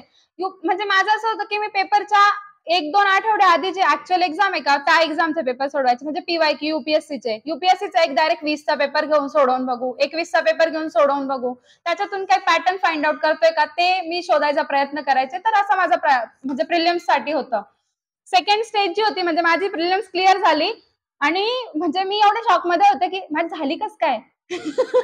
कारण ठीक आहे मला ह्यावेळेस कॉन्फिडन्स होता की मी अभ्यास केलाय, युपीएससीला जे काही लागतं ते सगळं मी दिलं होतं. आणि ह्यावेळेस माझ्या घरचे पण माझ्यावर खूप खुश होते की ठीक आहे नाही झालं तर चालेल, आम्हाला माहितीये तू लढलीये. बस त्याच्यातच आपण एकदम जग जिंकल्याचा फील येऊन जातो जेव्हा घरचे म्हणतात तेव्हा. तर तो कॉन्फिडन्स होता. पण जेव्हा रिझल्ट आला, कारण युपीएससीचा हा जो अटेम्प्ट होता म्हणजे खूप लोक असं बोलले मला माहित नाही, पण युपीएससीच्या हिस्ट्री मधला टफेस्ट प्रिलिम्स होती 2023 ची. अँड आय वॉज फॉर्च्युनेट की मी केली आहे ती क्लिअर. तर ते क्लिअर होण्याचं रिझन असं होतं की मी खूप वर्स्ट केस साठी प्रिपेअर केलं होतं आणि माझा माइंडसेट सांभाळला होता. म्हणजे 50 प्रश्न झाले आणि युपीएससीने म्हणजे 50 काय पहिलं पूर्ण पेपरच एक तर त्यांनी अनप्रेडिक्टेबल काढला, पॅटर्न बदलला होता ह्या वेळेस. सिलेबस जाऊ द्या पॅटर्न बदलला की डायरेक्ट ऑप्शनला ओनली 1 पेअर ओनली 2 पेअर्स, इलिमिनेशनच वर्क करत नव्हते, इलिमिनेशनच इलिमिनेट करून टाकलं होतं त्यांनी. तर मग मला कळतच नव्हतं की मी हँडल कसं करू. मग पहिले 50 प्रश्न मी सोडवले आणि मग 50 प्रश्नानंतर म्हटलं चला आपण पुढच्या वर्षी येऊ. तर मला असं वाटलं की ह्या वेळेस तर काय आपलं होत नसतं, मग आपण जाऊ घरी. आणि मग मी डोकं टेकवलं आणि म्हटलं ठीक आहे आपण पुढच्या वर्षी येऊ. मग मी थोडं आजूबाजूला बघितलं, मग मला कळलं if the pattern is new for me त्या प्रत्येकासाठी, आणि बाकीच्यांनी ऑलरेडी हत्यार सोडून दिले, लोकांनी डायरेक्ट झोपून घेतलंय. जर मी थोडी लढले तर मला माहितीये मी पार करून जाईल ती नाही. मग मी कॉन्फिडन्स स्वतःला चॅनलाइज केलं की जाऊ द्या कुछ देर की खामोशी है फिर से शोर होगा, इतक्या वेळेस म्हटले मी. आणि मग मी त्या जोशने परत मग पुढचे 50 सोडवले. आणि मी म्हटलं ठीक आहे जे आपल्याला माहितीये जेवढं येत आहे त्याच्या बेसिसवर आपण आपले 100% देऊ. कारण तुम्ही वर्षभर काय अभ्यास करताय ह्यापेक्षा तुम्ही त्या 2-3 तासांमध्ये स्वतःला काय सांगताय हे खूप महत्वाचं आहे. आणि हे वर्क होतं. तुम्ही हे स्वतःच्या अटेम्प्टला पण ट्राय करा. बरेच लोक असे म्हणतात की एक्झाम फिअर आलं, एक्झामच्या वेळेस झोपच झाली नाही त्याच्यामुळे डोकं दुखत होतं. तर ह्या गोष्टी नाही व्हायला पाहिजे. तुम्ही किती पण वाईट पेपर येऊ द्या तुम्ही त्याच्यात सर्व्हाइव्ह होऊ शकाल. हा कॉन्फिडन्स तुम्हाला मॉक टेस्ट मधून घ्यायचा असतो, ती तयारी व्हायला पाहिजे. माझं असं होतं की माझं राऊंड सिस्टम जी होती प्रिलिम्सला तर त्याच्यामध्ये मी पहिल्या प्रश्नापासून तर पूर्ण 100 प्रश्न वाचायचे आणि ते 100 प्रश्न वाचून झाल्यानंतर मग मला बरोबर तहान लागायची 1 तास 10 मिनिटानंतर. बॉडीला तितकी सवय झाली होती. मग मी पाण्याचा कंटेंट किती घेणार आहे, त्यासाठी मी कुठली बॉटल नेणार आहे, तर पाणी प्यायला मला किती सेकंद लागतं बॉटलचं झाकण ओपन करायला, बंद करायला. ते झाल्यानंतर जे राऊंड सर्कल आपण करतो, ते सर्कल करण्यासाठी मला किती सेकंद लागतं ह्याचं पण मॅनेजमेंट आणि कॅल्क्युलेशन होतं. मग मी सेकंड राऊंडला किती अटेम्प्ट ठरवणार आहे, अटेम्प्टची रेंज पण ठरवणं गरजेचं आहे. पेपर सोप्पा आला 100 मारू असं काही नसतं. पेपर सोप्पा येऊ अवघड येऊ तुम्हाला तुमच्या अभ्यासाची लेवल माहिती आहे, त्या बेसिसवर अटेम्प्ट द्यायचा असतो. अटेम्प्टची एक रेंजही ठरवायची असते, ते पण एक नोट करत असेल कोणी चुकून तर त्याच्यात ठेवा, अटेम्प्टची रेंज पण ठरवायची असते म्हणून. आणि मग त्या म्हणजे मला सांगायलाही आवडेल की पहिल्या 50 पेक्षा नंतरच्या 50 मध्ये माझी अॅक्युरेसी पण खूप जास्त आलेली आहे. त्याचं रिझन हे की मी माझ्या माइंडला खूप पॉझिटिव्हली चॅलेंज केलं आणि मी पुढे सरकून गेले. सीसॅटला पण हीच स्ट्रॅटेजी वर्क होते. मग माझा रिझल्ट आला आणि मी एवढी खुश होते, मला डायरेक्ट जग जिंकल्याचा फील आला होता. प्रिलिम्स क्लिअर झाली माझी, कारण मला ह्या वर्षी म्हणजे ह्या अटेम्प्टला मला हा कॉन्फिडन्स होता, एकदा माझे प्रिलिम्स निघू दे, आय नो मला लिस्ट मध्ये असणार आहे मी. ह्या कॉन्फिडन्सने मी डिसेंबर 2022 मध्ये माझे मेन्सचे रिसोर्सेस क्लोज केले होते. 1 जानेवारीला मी प्रिलिम्सला सुरुवात केली होती. तो कॉन्फिडन्स आपल्याला मेन्सच्या प्रिपरेशनवर दाखवायला लागतो. प्रिलिम्स निघाली, थोडे 7-8 दिवस मजा केली आणि मग मेन्सला सुरुवात केली. मेन्स करत असताना डिस्क्रिप्टिव्ह पॅटर्न वाल्यांना मी एक गोष्ट सांगेन की इकडे लिहिण्याशिवाय पर्याय नाहीये. मग तुम्ही तुमचं प्रत्येक मत चांगल्या पद्धतीने मांडू शकता का, तुम्हाला जे काही समजलंय ते तुम्ही समोरच्याला समजावून सांगू शकता का, आणि ते पण सोप्या शब्दांमध्ये. आणि समोरचा काही जिनियस नाहीये, जनरल स्टडीजचा पेपर आहे तो जनरलच असायला पाहिजे. तर लिहिण्याची जी भाषा आहे ती खूप सोपी, सरळ आणि समजणारी असावी असं मला वाटतं. खूप कॉम्प्लिकेटेड नाही करायचं, खूप असे मोठे मोठे नावं नाही लिहायचे, जे सामान्य माणसाला समजू शकेल, तुम्ही त्याला समजावून सांगताय, तो समजावणीचा टोन तुमच्या उत्तरामध्ये असायला पाहिजे. त्यासाठी मी डिसेंबरच्या आधी भरपूर मेहनत केलेली होती. मी रोज एक डेली आन्सर लिहत होते. फक्त मी काय केलं नव्हतं, तर मी 250 मार्काचा एक पूर्ण पेपर आयुष्यात कधी लिहिलाच नव्हता. तर मग मी मॉक टेस्टला जेव्हा गेले तेव्हा मी पहिल्यांदा लिहिला, मला फक्त 170 मार्काचाच कव्हर झाला होता. त्याच्यात मला मार्क आय थिंक 35-40 पडले होते 250 पैकी. माझा फुल मोरल डाऊन. परत मी स्वतःला म्हटलं आपण परत इकडे पण पुढच्याच वर्षी यावं लागतंय बहुतेक. पण मग मला तो कॉन्फिडन्स दाखवायला लागला की ठीक आहे, माझी रायटिंग प्रॅक्टिस तितकी नाही झालीये, पण माझ्याकडे कंटेंट बऱ्यापैकी आहे. जर मी स्वतःला तो व्यवस्थित चॅनलाइज केला त्या कंटेंटला तर माझं होऊन जाईल मेन्स म्हणून. मग मी भरपूर पेपर सोडवले. ऍक्च्युअल मेन्सच्या आधी मी 4 ते 5 मेन्स दिल्या आणि त्याच्यामध्ये कसं होतं की माझं मॅनेजमेंट पण मी खूप चांगलं केलं. की इकडे दिस इज नॉट अन एक्झॅजरेशन, पण असं म्हणतात की जर तुमचा पेन खाली पडला तर तो उचलायलाही तुमच्याकडे वेळ नाही, तर तुम्ही दुसऱ्या पेनाचं टोपण ओपन करून ठेवा. हे वर्क होईल प्रत्येकाचं असं नाही, कारण फॉर्च्युनेटली माझ्या हातातून पेनच खाली पडला नाही, मी पडूच दिला नाही. तर ते व्हायला नाही पाहिजे तुमच्याकडून. तर ती एक गोष्ट आहे मेन्ससाठी. मेन्सला सगळं काही आहे टाइम मॅनेजमेंटवर. मला क्लासवाल्यांनी पण सांगून ठेवलं होतं. मी युनिकला टेस्ट सिरीजला ऑप्शनलला होते आणि जीएसला प्रयासला होते. तर त्यांच्याकडे प्रॅक्टिस करत असताना त्यांनी मला हेच सांगितलं होतं की एकदा पेन हातात घेतला की तो सोडायचाच नाही जोपर्यंत तुझे मेन्सचे सगळे पेपर होत नाही. कारण तुम्हाला रोज रोज 6 तास लिहायचंय, कंटिन्युअस 5 दिवस लिहायचंय, टोटल 9 पेपर लिहायचे. माइंडसेट म्हणजे पूर्ण ढासळतो. म्हणजे तुम्ही पेपरवरून बाहेर आल्यावर माझी मम्मी माझ्याकडे फक्त माझं तोंड पाहूनच म्हणजे अंदाज लावायचे, अच्छा आजचा पेपर कसा गेला असेल. कारण मी एकदम क्लूलेस असायचे, मला कळायचंच नाही मी लिहिलं काय. इथे असं असतं की तुम्ही एखादा प्रश्न बघितला, तुमच्या माइंडमध्ये जो सगळ्यात पहिला थॉट स्ट्राईक होईल तो तुम्हाला लिहायचा असतो. विचार करायला वेळच नाहीये. 10 मार्काला 2 पानं लिहायचे, 7 मिनिटामध्ये तो प्रश्न कव्हर करायचा आहे, तो तुमचा बेस्ट असायला पाहिजे. थोडे 1-2 मिनिट इकडे तिकडे झाले की तुम्हाला माहितीये की तुमचं सगळं गणलंय, म्हणजे पुढचा एक प्रश्न गेलाय. तर त्यासाठी ते टाइम मॅनेजमेंट मेन्ससाठी एकमेव की आहे की तुमचं टाइम मॅनेजमेंट परफेक्ट पाहिजे. भरपूर रिटर्न म्हणजे लिखाण भरपूर झालं पाहिजे. त्यावरती तुम्ही काम करा, भरपूर प्रॅक्टिस करा. मेन्ससाठी हेच वर्क होतं की तुमचे ते जे मी सांगितलं क्रिस्पी नोट्स असायला पाहिजे. तर ते जास्त मला वाटतं कन्व्हिनियंट होतं, कारण माझ्याकडे मेन्सचा जो ऑप्शनल सब्जेक्ट आहे त्याच्या नोट्स स्वतःचा होत्या आणि मग मला त्याच्यावर कॉन्फिडन्स होता की आय कॅन हँडल. मेन्सचा युपीएससीचा ऑप्शनल हा म्हणजे तुमचा मेक इट और ब्रेक इट वाला सब्जेक्ट असतो. 500 मार्काला ऑप्शनल सब्जेक्ट असतो. तर मेन्सच्या गॅप मध्ये मी त्याचे फक्त 3च पेपर लिहिले होते. ऍक्च्युअल 2च लिहिले होते. तिसऱ्या पेपरला मी गेले. सेकंड म्हणजे आयआरचा पेपर होता तो, आणि आयआरचा पेपरचा पहिला प्रश्न लिहिला, 10 मार्काची शॉर्ट नोट 4 ओळी लिहिल्या आणि पुढचं मला काहीच ब्लँक, पूर्ण ब्लँक, की बस मला काहीच येत नाही, पेपरला 1च महिना बाकी होता. मी डायरेक्ट रडत रडत तो पेपर सोडून रागारागात घरी आले, परत तो पेपरच लिहिला नाही.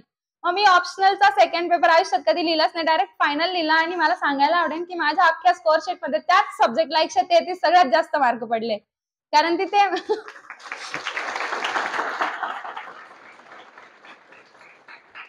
कारण तिथे मला हा बरं झालं टाळ्या वाजवायला थोडा ब्रेक भेटला मला. तर मला तिथे कॉन्फिडन्स होता की ठीक आहे, मी म्हणजे म्हणजे माझ्याकडे जो कंटेंट आहे तो मी बेस्ट वेने प्रेझेंट केला. तिथे कसं झालं की तो सब्जेक्ट असा होता की जिथे माझी जी ओरिजिनल थॉट प्रोसेस आहे, म्हणजे इंडियन एक्सप्रेस मध्ये लिहिणारे हर्ष पंतला काय म्हणायचंय किंवा श्री राजामोहन सरांना काय म्हणायचंय, यापेक्षा प्रियंका मोहितेला काय म्हणायचंय ऍज अ डिप्लोमॅट, इंडियाची रिप्रेझेंटेटिव्ह म्हणून इंटरनॅशनल रिलेशन्स मध्ये प्रियंका मोहितेचे काय थॉट आहे ते मी तिथे लिहिलं होतं आणि ते त्यांना जास्त आवडले होते. कारण तिथे त्यांना स्वतःचं जे ओन ओपिनियन त्याच्यासाठीचा तो प्लॅटफॉर्म आहे, तर तो आपल्याला चांगला वापरता आला पाहिजे. म्हणून मी म्हणेन की मॅक्सिमम रिसोर्सेसच्या मागे पळण्यापेक्षा स्वतःचे विचार जास्त झाले पाहिजे. 360 डिग्री एखाद्या गोष्टीकडे तुमचा बघायचा दृष्टिकोन आहे का, प्रत्येक स्टेक होल्डरला तुम्ही कन्सिडर करताय का, ते खूप महत्वाचं असतं. कारण आता तुम्ही इथे एक व्यक्ती म्हणून, स्टुडंट म्हणून लिहिताय, पण तुम्ही ते जे विचार ते जाणून घेताय ते एका अधिकाऱ्याचे, भावी अधिकारी आहात ना आपण सगळे. तर मग त्या भावी अधिकाऱ्याला एखादी केस स्टडी दिली तर मग तो कसा सॉल्व्ह करू शकतो ते त्यांना बघायचंय. म्हणजे 2-3 वर्षांपूर्वी युपीएससीने एथिक्सच्या पेपरमध्ये एक केस स्टडी टाकली होती की सपोज तुम्ही युपीएससीच्या इंटरव्ह्यूला चालले आणि जात असताना तुमच्या समोर एक ऍक्सिडेंट घडला, तर तुम्ही त्या ऍक्सिडेंटवाला केसला वाचवाल की तुम्हाला खूप मेहनतीनंतर जी इंटरव्ह्यूची संधी मिळाली ती तुम्ही घ्याल. तुम्हाला चॉईस दिला होता, केस स्टडी सॉल्व्ह करायची होती, तुमचा कोर्स ऑफ ऍक्शन विचारला होता. तर जे खूप प्रॅक्टिकल आहे ते काय सांगतील, इंटरव्ह्यू खूप मेहनतीने मिळाला, मी इंटरव्ह्यूला चूज करेन. जे खूपच इमोशनल असतील, जे खोटारडे असतील, ते म्हणतील मी त्या लोकांना वाचवेन. युपीएससीला माहिती या 2 एक्स्ट्रीम्स मध्ये विचार करणारा व्यक्ती आपल्याला कन्फर्म नकोय.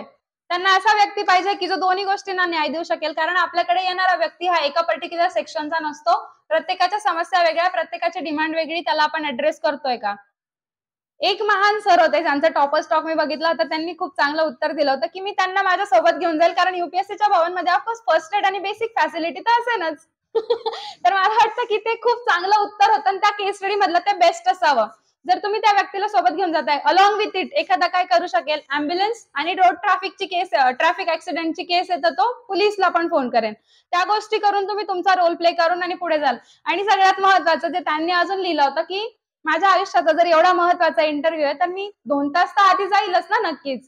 तर ते झालं पाहिजे की आपण वेळेच्या आधी पोहोचलं पाहिजे. आज मला हा बोलण्याचा अधिकार नाही कारण मी वेळेच्या नंतर पोहोचली. पण त्यांनी ते सांगितलं होतं त्यांच्या उत्तरामध्ये. तर असा मिडवे तुम्हाला काढता आला पाहिजे. Instead of working in those extremes, तुम्हाला तो जो मिडल पाथ आहे तो सांभाळता आला पाहिजे, काढता आला पाहिजे ऍज अन ऑफिसर. तर तेच तुमच्या आन्सर्स मधून टेस्ट होतं. हा असा होता माझा मेन्सचा स्ट्रॅटेजी. बाकी मग ऑप्शनलचा म्हणजे ऑप्शनल कसा चूज करायचा ते पण मी परत सांगेन की मलाही ऍक्च्युअली क्लॅरिटी नव्हती की मला पॉलिटिकल सायन्स आवडतोय. कारण मी जेव्हा युपीएससीचा अभ्यास सुरू केला तर मी पहिले ते 11वीचा एनसीआरटी वाचलं, तर सगळ्या एनसीआरटी मधून मला पॉलिटिक्सचं सगळ्यात भारी वाटलं. म्हणून मी पीएसआयआर घेतला. पण मला कळालं की त्याच्यात मला फक्त पीएसच येतंय, त्याच्यात आयआर काही आहेच नाही. तर आयआर सेपरेट करणं अपेक्षित आहे हे मला खूप नंतर कळालं आणि त्याच्यात खूप डीप मध्ये अभ्यास करायला लागतो. पीएचडी लेवलचा अभ्यास म्हणजे ऑप्शनल आहे. तर ती क्लॅरिटी आपल्याला पाहिजे की जो सब्जेक्ट आपण चूज करतोय त्याचा सिलेबस आपल्याला माहिती आहे का. उगाच फक्त वरवरचा हा सब्जेक्ट आवडतो असं नाही, तर त्याचा डीप अनालिसिस करून मग ऑप्शनल सब्जेक्ट चूज करायचा. ऑप्शनल चूज करायचे 2 क्रायटेरिया, एक तर तो तुम्हाला आवडला पाहिजे, दुसरा त्याचं स्कोरिंग पण बघायचं की त्याला स्कोरिंग होतंय का. तसं स्कोरिंग ऍज सच काही डिफाईन नाही. म्हणजे बऱ्याचदा म्हणतात मॅथमॅटिक्सला ऑप्शनलला स्कोर येत नाही. यावेळेस 300-320 पर्यंत स्कोर गेलेले पण मुलं आहेत. तर ते आपल्या लिखाणावर आहे, समोरच्याला आवडतंय का त्याच्यावर आहे. तर तशी मेन्स असायला पाहिजे. आणि मग माझ्या ह्याच्यामध्ये फायनली मेन्सचा रिझल्ट आला आणि मी केलं होतं क्लिअर. म्हणजे मी माझ्या रिझल्टच्या आदल्या दिवशी पण माझ्या मनाला सांगितलं होतं की थोडं मार्जिन असेल कदाचित, पण माझा कन्फर्म मेन्स निघणार आहे. म्हणजे माझं ते स्वतःला तो कॉन्फिडन्स होता. मला काहीच माहित नव्हतं की चेकिंगचा क्रायटेरिया काय. पण मी घरच्यांना सांगायचे माझं होणार नाही, माझ्याकडून काही अपेक्षा ठेवू नका. त्याच्यामुळे मी त्यांचा माइंडसेट तयार केला होता. मी माझा स्कोर जो प्रेडिक्ट केला होता तो 735 केला होता प्रेडिक्ट. मला काहीच माहित नाही की त्यांचा चेकिंगचा क्रायटेरिया काय, तरी पण आणि मला 739 आले. तर इतकं प्रिसाईज मला माहित होतं की आपल्या एफर्ट्सवर आपल्याला माहिती पडतं की आपण कुठेपर्यंत उडी मारू शकतोय. तर ते मी इतकं करेक्ट कॅल्क्युलेशन पण केलं होतं. मेन्सचा रिझल्ट आला. परत म्हणजे भरपूर मजा केली रिझल्ट नंतर. आणि मग सगळ्यात महत्वाचा स्टेज जो माझ्या लाईफचा खूप महत्वाचा पार्ट आहे माझ्या युपीएससीच्या प्रोसेस मधला, तो होता इंटरव्ह्यू. इंटरव्ह्यू साठी मी म्हणेन प्रिपरेशन साठी काही स्ट्रॅटेजी नाहीये तिथे. पण खूप लोक म्हणतात इंटरव्ह्यूचा अभ्यास करायचा नाही, तर इंटरव्ह्यूला अभ्यास करायला लागतो. तुम्हाला खूप फॅक्च्युअल गोष्टी पाठ करायला लागतात. तुम्ही स्वतःचं जे अनालिसिस आहे, स्वतः कुठल्या एरियामध्ये राहिलात, कुठल्या शाळेमध्ये शिकलात, तुमचे घरचे काय करतात, तुम्ही काय करतात, या सगळ्या गोष्टींना त्यांना जाणून घेण्याची क्युरिओसिटी आहे. त्याच्यासाठी ते बऱ्याचदा तुमचं फॅक्च्युअल नॉलेज सुद्धा चेक करतात. बाकी तुमचा अवेअरनेस चेक करतात, की तुम्ही एखाद्या गोष्टीकडे अवेअर म्हणजे तुम्ही एखाद्या गोष्टीबाबत तुम्ही अवेअर आहात का? तर खूप बारीक त्याचं मी अनालिसिस केलं होतं इंटरव्ह्यूच्या स्ट्रॅटेजीमध्ये, की सपोज मी नाशिकची आहे, तर मग नाशिकच्या सगळ्या बारीक-बारीक गोष्टी पाहून जाणे. मी नवोदयामधून शिकले, तर ती पॉलिसी काय आहे? माझे वडील शिक्षक आहेत, new education policy, education sector मधले रिफॉर्म्स इथपासून सगळा अभ्यास करून जायचा. आई गृहिणी आहे, मग फिमेलचं जे म्हणजे गृहिणी ज्या असतात, त्यांना मॉनिटाईज केलं पाहिजे का? त्यांचा जो म्हणजे त्यांचं जे काम आहे त्याला दर्जा म्हणून आपण त्यांना किती फायनान्शियल असिस्टन्स द्यायला पाहिजे, इथपर्यंत बारीक विचार मी करून गेले होते. तर त्या कामाला रिकॉग्निशन, त्या कामाला डिग्निटी आहे का? तुझ्या घरामध्ये काय परिस्थिती आहे? बस इतकं सगळं आणि मग बाकी मला का अभ्यास करायचा आहे आणि ह्या सगळ्या गोष्टी कॉमन. हे झालं पर्सनलचं, ज्याला आपण डॅफ म्हणतो, डिटेल ऍप्लिकेशन फॉर्म, की ज्याच्यावरती माझ्या जन्मतारखेपासून सगळं लिहिलंय.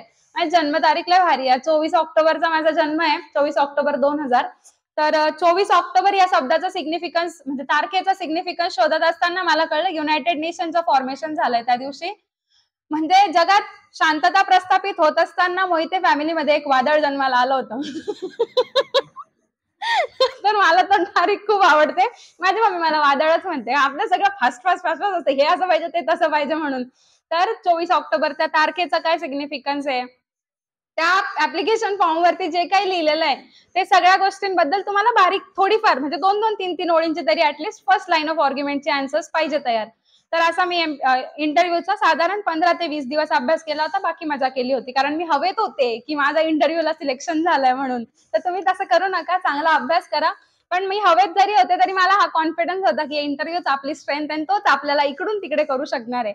तर मग मी खूप मनापासून त्याचा अभ्यास जेवढा केला तेवढा मनापासून केला. अचानक मग माझा इंटरव्ह्यूची डेट आली. 19 फेब्रुवारीला इंटरव्ह्यू होता आणि मग मला फक्त 10-12 दिवस आधीच कळालं होतं, की आपला इंटरव्ह्यू आहे.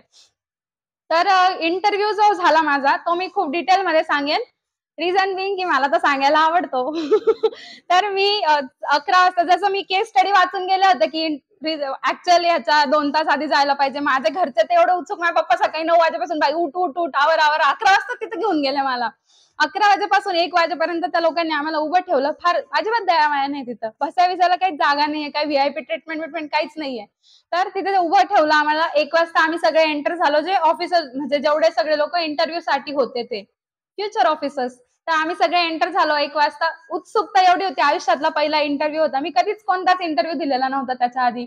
तर मग मी 1 वाजता सगळ्यात पहिले लाईन मध्ये जाऊन उभे राहिले. मग आम्ही त्या युपीएससीच्या सेंट्रल हॉलमध्ये गेलो, युपीएससी भवनमध्ये. तुम्ही सगळ्यांनी 12th फेल पाहिला असेल ना?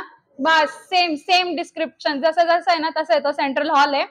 एवढ्या मोठ्या हॉलमध्ये माझा इंटरव्ह्यू मला एंटर करतानाच त्या गेटवाल्याने सांगितलं होतं 5 वाजतील, घरच्यांना सांग थांबूच नका इथं म्हणून. मग माझा माइंडसेट तयार होता आपला सगळ्यात लास्ट आहे म्हणून, कारण ते रोल नंबर वाईज असतं. नाशिकचं म्हणजे मी प्रिलिम्स नाशिकला देते, तर मग जे प्रिलिम्सचा रोल नंबर असतो तोच कंटिन्यू कॅरी फॉरवर्ड होतो तुमचा फायनल रिझल्ट पर्यंत. अशी स्कीम आहे त्यांची. नवीन काही आमच्याकडे, कारण असं नाही ना का आज हॉल तिकीट आलं आणि उद्या पेपर कॅन्सल झाला. त्याच्यामुळे आम्ही एकच रोल नंबर कॅरी फॉरवर्ड करतो. तर माझा तो रोल नंबर बघून त्यांनी सांगितलं होतं, की तुझा फायनल लास्टला असेल. तर मी सेंट्रल हॉलमध्ये बसून लोकांना खूप चांगलं ऑब्झर्व्ह केलं. मजा घेत होते मी ऍक्च्युली लोकांची, कारण माझी स्वतःचीच एवढी मजा येत होती मला, की मी इतकी घाबरलेली होते. आणि त्या एन्झायटीमध्ये लोक 4-4, 5-5 ग्लास चहा पिताय, म्हणजे ते कप 4-4, 5-5, कोणी कॉफी पिताय, बिस्किटांचा मजा घेत आहे. पण एन्झायटी एवढी आहे का ते कळायच्या खालीच उतरत नाहीये. आणि खूप लोक आहे की जे सारखे म्हणजे जसा जसा टाइम जवळ यायचा का, अच्छा आता पहिल्या मुलाला कॉल आलाय, तो गेलाय, मग सेकंड ज्याचा नंबर असणार आहे तो त्या यायचा अर्धा तास इतका जोरात जोरात पाय हलवायचा, इतका जोरात जोरात हात हलवायचा ना, की त्याच्यावरून त्याचं प्रेशर आपल्याला लक्षात द्यायचं. आणि ते पाहून मला लय भारी वाटायचं, कारण मला आपलं लास्ट आहे, आपल्याला पाहायला कोणीच नाहीये. सेंट्रल हॉलमध्ये 5 वाजता अख्खा हॉल रिकामा झाला. सगळ्या पॅनलचे सगळे लोक चालले गेले. मी एकटी बसून होते. तरी मला इंटरव्ह्यूचा कॉल येतच नव्हता. मग मी आता झालं, सगळ्या मजा घेऊन झाली. आता माझी एन्झायटी पण संपून गेली होती. सगळे वाईट विचार करून झाले होते. मी स्वतःला एक डायलॉग जो खूप वेळा देत पण होते, की क्यू डरे जिंदगी में क्या होगा. इंटरव्ह्यूच्या दिवशी 100 वेळेस तरी म्हटले असेल मी, क्यू डरे जिंदगी में क्या होगा, कुछ नहीं होगा तो तजुर्बा होगा. म्हटलं नंतर मनाला का तो तजुर्बा घ्यायला एवढी वाट पाहावं लागती, तर नको तो तजुर्बा. असं म्हणत म्हणत मी तो डायलॉग म्हणणं सुद्धा बंद केला आणि फायनली मी तिथला जो स्टाफ होता युपीएससी भवनचा त्या स्टाफ सोबत गप्पा मारत बसले. अख्खी कुंडली काढली त्यांनी माझी, मी त्यांची एवढी ओळख करून घेतली. मी अच्छा तुम्ही इथं किती वर्षापासून काम करताय आणि माझा हा पहिलाच इंटरव्ह्यू आहे. मग ते दुसऱ्यांचे एक्सपिरियन्स सांगत होते. ते पण आपल्याला पॉझिटिव्ह सांगतात आणि ते खूप देव माणसं असतात. चांगले चांगले बोलतात ते आपल्याबद्दल की कुछ नाही मॅडम टेन्शन मत लो आपका हो जाएगा. म्हटलं बरं तुम्हाला बरं माहिती तुम्ही मला आता 15 मिनिटं ओळखताय. पण बिचारे चांगले असतात आपल्याला पॉझिटिव्ह सांगत असतात त्याच्यातून चांगलं घ्यायचं असतं आपण. मग ते सांगितलं मग फायनली 5:30 वाजता ते गोल्डन वर्ड्स माझ्या कानावर पडले की Priyanka Mohite you will be the next one. Next one काय म्हटलं शेवटचीच आहे मी मला माहिती आहे मीच असणार आहे म्हणून. आणि तिथे जाईपर्यंत आपल्याला माहित नसतं आपला पॅनल कुठला आहे. मग मला गेले मी आणि मग मला कळालं दिनेश दासा सरांचा बोर्ड होता आणि माझ्या आधीची मुलगी तिथे मध्ये गेलेली होती आणि बाहेर रेड लाईट होता रेड एकदम ऑपरेशन थिएटरवाला. पुढचा बकरा आपणच आहे. त्या टेन्शन मध्ये मी बसले होते. माझ्यासमोरून बाकीचे 3 पॅनलवाले चेअरपर्सन आणि बाकीचे 4 लोक माझ्यासमोरून घरी चालले होते. म्हटलं माझं घ्यायचं बाकी आहे. पण फायनली त्यांनी मग ती मुलगी बाहेर आली ती मला बोलली कुछ नाही चिल पॅनल आहे बोलली. म्हटलं तुझा होता माझं काय माहिती आता तिचा एक्सपिरियन्स आधीचा होता इंटरव्ह्यूचा. मी गेले आणि तिथं असा मोठा हॉल म्हणजे असा मोठा रूम असतो. आपल्याला नेमकं कळतच नाही इकडं पाहू इकडं पाहू कारण कुठंच काहीच दिसत नसतं. ते रूम अशी बुलबुलयासारखी मी एंटर केलं आणि मग इकडून मला आवाज आला okay Priyanka you were waiting for so long so you might have bored. म्हटलं जो विचारतोय तो पहिले पाहू द्या मग मी ठरवते बोर झाले का नाही. मग मी इकडे बघितलं मग मला कळलं अच्छा इकडे बसलेले. मग मी अशी टर्न व्हायला लागले मी चालतीच आहे तेव्हाच ते मला म्हणताय you were waiting for so long so you might have bored. मग मी म्हटलं माझ्या आधीच्या दिवशी एका दादाचा इंटरव्ह्यू होता आणि तो मला बोलला होता की ते विचारतात की तू खूप वेळ वाट बघितली आहे तर त्याच्याबद्दल काहीतरी विचारता. मग मी प्रिपेअर होते त्या सिच्युएशनसाठी. मग मी एकदम फॉर्ममध्ये no sir I was not bored but I was little bit nervous but the moment I entered पाहिलेलं नाही बरं का मी त्यांना but the moment I entered I saw you people were smiling and were very cheerful so even I felt so. पहिले तर त्यांना कळालं ही बटरिंग करते. कारण मी त्यांना पाहिलंच नाहीये. सेकंड ते chairperson oh really Priyanka we are cheerful. त्यांच्या समोर एकदम मोठा क्वेश्चन मार्क होता. म्हटलं येस सर आणि मग भारी एकदम जोरदार एंट्री झाली आपली जशी आत्ता झाली ना ग्रँड ही जास्त ग्रँड होती सर मला एंट्री फार आवडली.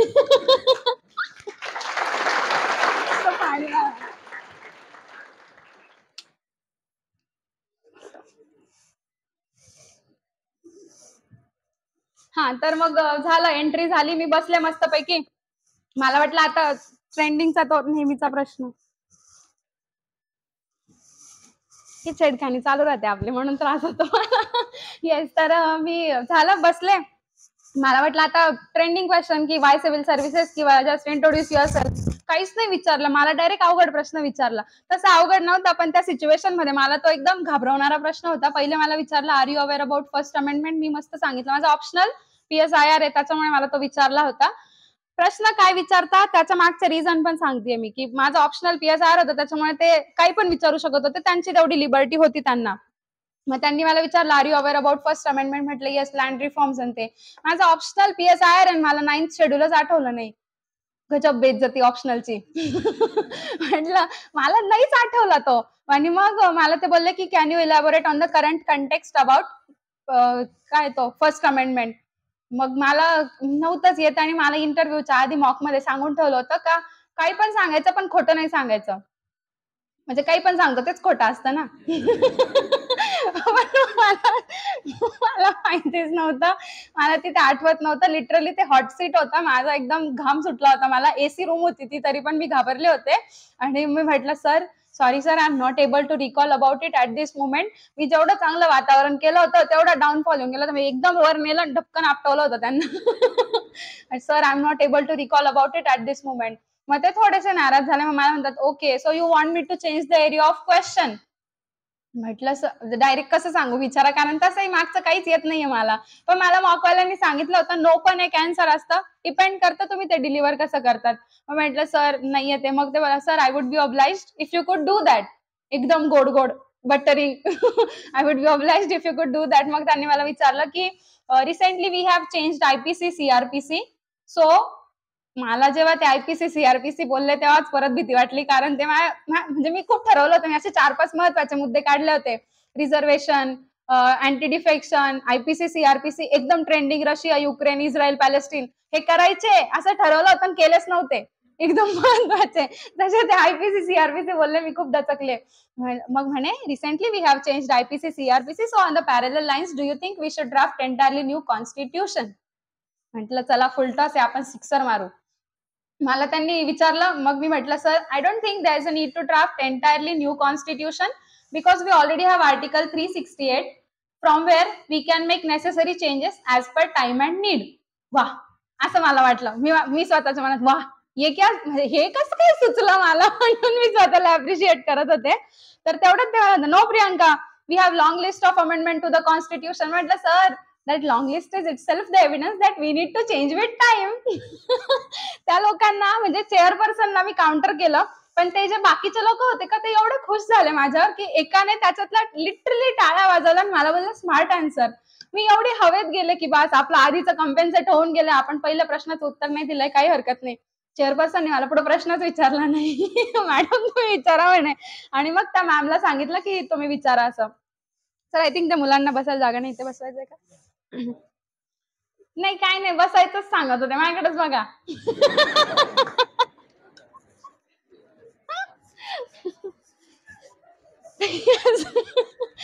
तर मग माझं झालं. सेकंड नंतर त्यांनी त्या लेडी मेंबरकडे दिलं. त्या मॅडम एवढ्या गोड होत्या, मला लय आवडल्या. त्या इतक्या छोट्या छोट्या होत्या आणि असं मस्त एकदम स्माइलिंग फेस होत्या. मला असं वाटतं त्या सायकोलॉजिस्ट होत्या, कारण त्या माझ्याकडे प्रश्न कमी माझ्या बॉडी लँग्वेजच जास्त बघत होत्या आणि मला मध्ये मध्ये स्माइल करत होत्या.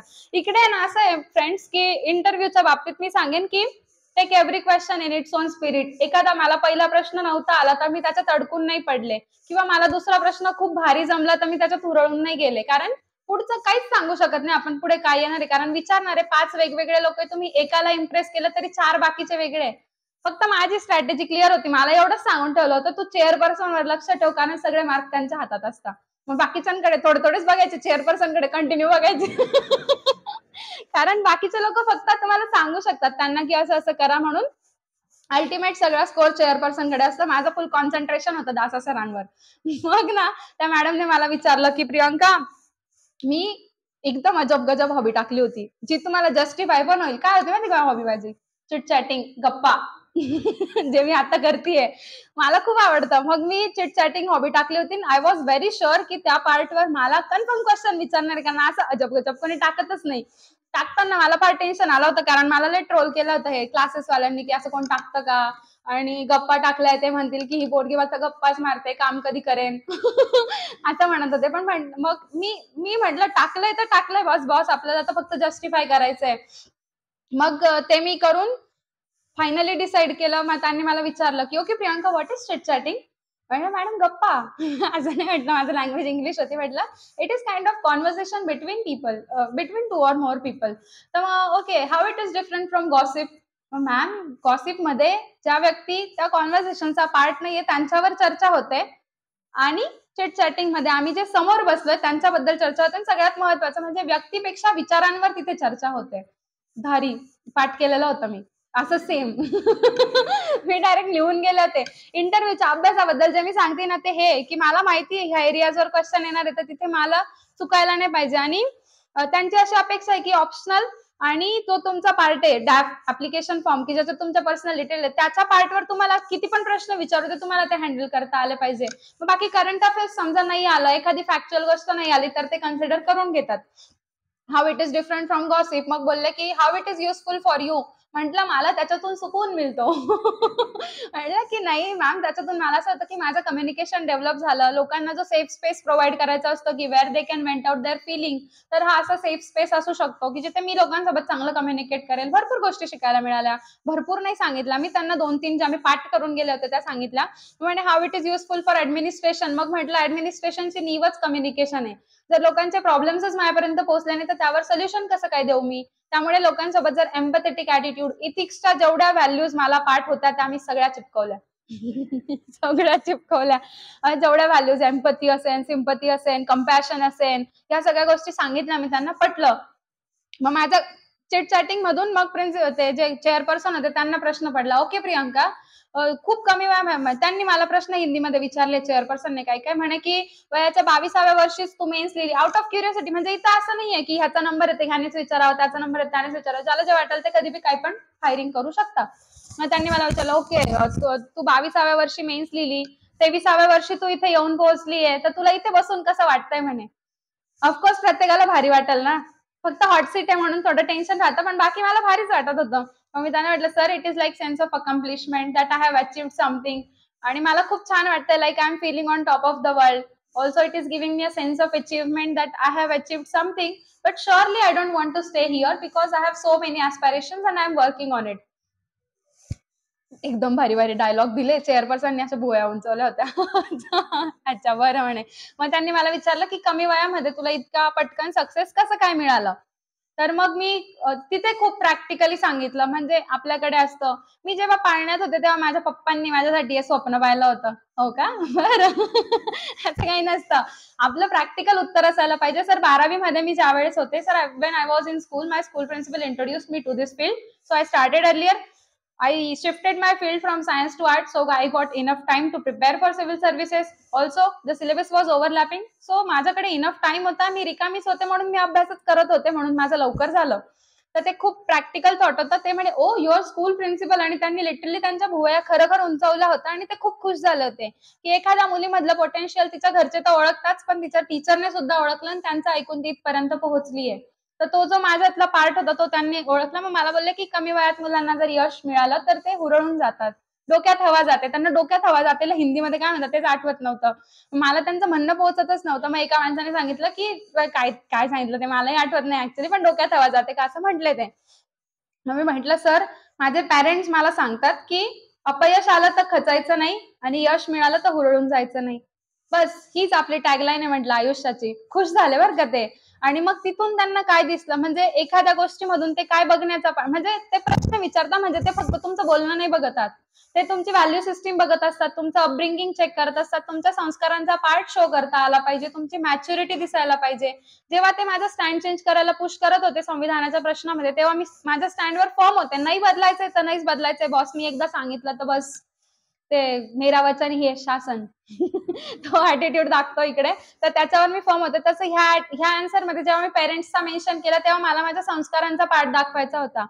तर ते त्याच्यातून दिसलं. आणि मग त्यानंतर त्यांनी मला एक इंटरेस्टिंग क्वेश्चन त्या मॅडमने परत विचारला की tail me something unique about Nashik. मला लय मस्त वाटलं होतं, चला आपल्या पट्ट्यातला प्रश्न आहे आता, आपण फुल हवा करू.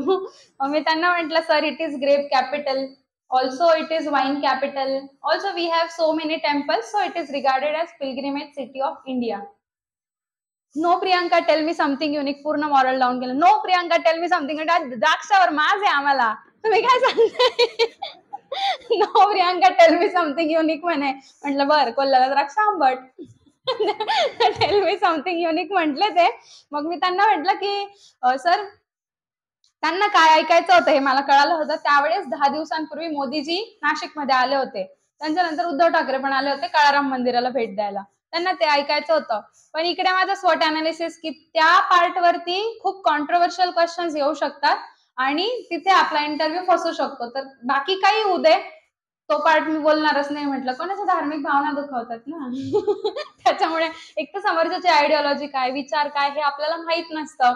आपले त्यांचे विचार मॅच होतील. सपोज मी नास्तिक आहे, समोरचा आस्तिक आहे, समोरचा नास्तिक आहे, मी आस्तिक आहे, असंही होऊ शकतं. तर भावना दुखवायला नको, राम मंदिरावर न्यायचंच नाही म्हटलं आपल्याला पार्ट. मग मी 2 सेकंदाचा पॉज घेतला आणि म्हटलं, sir people of Nashik are very sweet like grape. मी मी काय आन्सर दिलंय असं माझी रिॲक्शन स्वतःला होती.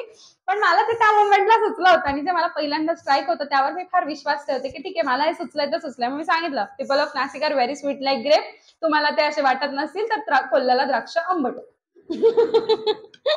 त्यामुळे ते सांगितलं. मग बोलले अच्छा. मग आपल्या उत्तरामधून पुढचा प्रश्न जनरेट होतो, okay people of Nashik are sweet, तर मग पुणेरी लोकांना काय म्हणतात ते पण हुशार होत्या. तर माझ्या उत्तरामधून त्यांनी पुढचा प्रश्न म्हटलं, sir we cannot generalize as such, पण पुणेरी लोक खऊट राहता म्हटलं. पुण्यात शिकले मी, असं नाही म्हणायला पाहिजे. आणि मी नोट ऑफ कॉशन, सर असं लोक म्हणतात, मी नाही म्हणत आहे, तुम्ही पण ऐका, मी नाही म्हणत आहे. तर ते मला बोलले अच्छा. मग त्यांनी ते पुणेरी पाट्यांवर आमची थोडी चर्चा झाली. मग ते झालं नाशिकचा पार्ट आणि मग त्यांनी स्किप केलं. मग मला इकॉनॉमिक्स म्हणजे माझ्या नुसता गप्पाच नाहीये, थोडं सिरियस बी विचारलं. मला इकॉनॉमिक्स विचारलं, इन्फ्लेशन विचारलं.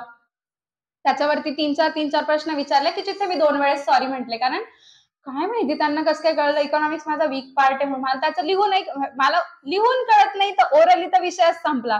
तरी मी 3 आर्ग्युमेंट दिले आणि 4थ्या लाईन ऑफ आर्ग्युमेंटला मी म्हटलं सॉरी सर मला येतच नाहीये तर मी काही विचारूच नका. आणि मग त्या नेक्स्ट पर्सनने मला IR वर विचारलं. तो पार्ट जर माझा हँडल झाला असता तर माझा इंटरव्ह्यूचा स्कोर इम्प्रूव्ह झाला असता. पण मला ते त्या मोमेंटला नव्हतं येत. आणि मग मला IR वर क्वेश्चन्स विचारले. There are 2 tigers in Asia, India and China. So to counter China, what specific measures India is taking? And tell me country specific. Let's consider Sri Lanka आणि नेपाळ. असे उदाहरण दिले, त्याचे उत्तर मी दिले. आणि मग 20-22 मिनिट झाले. मग 4 लोकांचं विचारून झाल्यावर चेअरपर्सन पुन्हा प्रश्न विचारतो 5व्यांदा. चेअरपर्सनने मला विचारलंच नाही, okay Priyanka we are done from our side. तर मला वाटतं बरं झालं संपव म्हणून असं म्हणताय का? Okay we are done from our side असे बोलले मला. आणि मी परत नाही मला विचारा कारण माझा इंटरव्ह्यू तिथे थांबला असता तर मला माहिती मी 180 पर्यंत मार्क पाडले असते. मग ते बोलले we are done from our side आणि मी असा फेस बनवला माझे एक्सप्रेशन पण फास्ट रिकग्नाइज झाले. We are done from our side but if you think there are some areas that you have covered so well but we haven't asked single question. बस म्हटलं हा आहेत असे एरियाज मी पाठ करून गेले होते ठरवून गेले होते की मला असे कोणते एरियाजवर उत्तर द्यायचे. म्हटलं सर विचारा नाही म्हटले मी फक्त म्हटले sir I would have love to answer questions from JNV Jawahar Navodaya Vidyalaya जिथून मी शिकले. तो सेफ एरिया मी ऑलरेडी ठरवून ठेवला होता कारण तोच एरिया आहे जो मला माहितीये की काही विचार हर्षल दादा पण सांगेल की नवोदय असं आहे की तिथे आम्ही आयुष्य जगलोय. तर तिथून आम्हाला प्रॅक्टिकली काही पण टेक्निकल प्रश्न विचारा, इमोशनल विचारा, पर्सनल विचारा, I know I can handle. मग मला बोलले त्यांना ऑलरेडी कंटाळा आला होता 5:30चे 5:45 काय झाले असतील 5:50 वगैरे. मग ते मला बोलले की let's consider you are part of this panel you yourself frame 2 questions and answer them. एवढा कंटाळा मलाच सांगितलं तू प्रश्न विचार. मग म्हटलं first question that I would ask to myself की what I have learn through the 7 years and the second one is why the Navodaya model is so successful. माझ्या समोर बसलेले लोक कुठल्या आयडिओलॉजीच्या माहिती नाही पण मी काँग्रेसच्या पॉलिसीचं समर्थन करते आणि त्याची भरपूर तारीफ करते. पण मी ऍज अ पॉलिसी नाही तर ती एक इन्स्टिट्यूशन म्हणून तारीफ केली की success of an institution depends not just on an individual but every stake holder. तिथे ते होतं म्हणून ते आहे. तर मला ते बोलले की अच्छा let's consider we are in 2030 and you are secretary to education ministry. माझ्या आधीच्या पार्टमध्ये मला कुठलीच केस स्टडी दिली नव्हती तर हा पार्ट मला खूप आवडला की you are secretary to education ministry. म्हटलं ज्यावेळेस क्लासरूम मध्ये Kolambe sir cabinet secretary topic शिकवत होते तेव्हा आपण स्वप्न पाहिलं होतं आपल्यालाही तिथं पोहोचायचं. या माणसाने इंटरव्ह्यूला डायरेक्ट सेक्रेटरी बनवून टाकलं. त्याच्यातच मी खुश होते. मला बोलले की you are secretary to education ministry and the government is seeking your advice to suggest policy on the parallel lines of JNV. What would you suggest?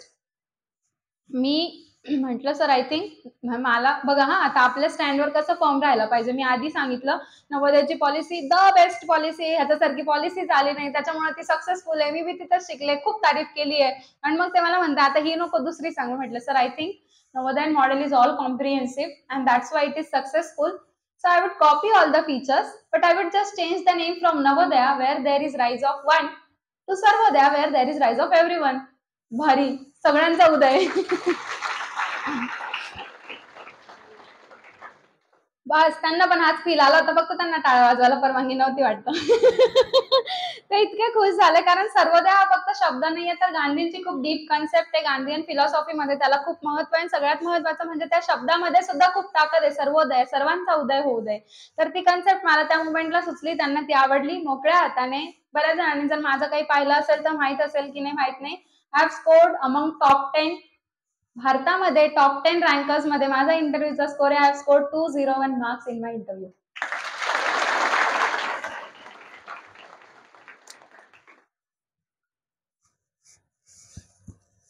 तर ते जे 201 आहे ऑल इंडिया रँक 1 200 मार्क्स 2, 3, 4, 5, 6 200च्या खाली मार्क.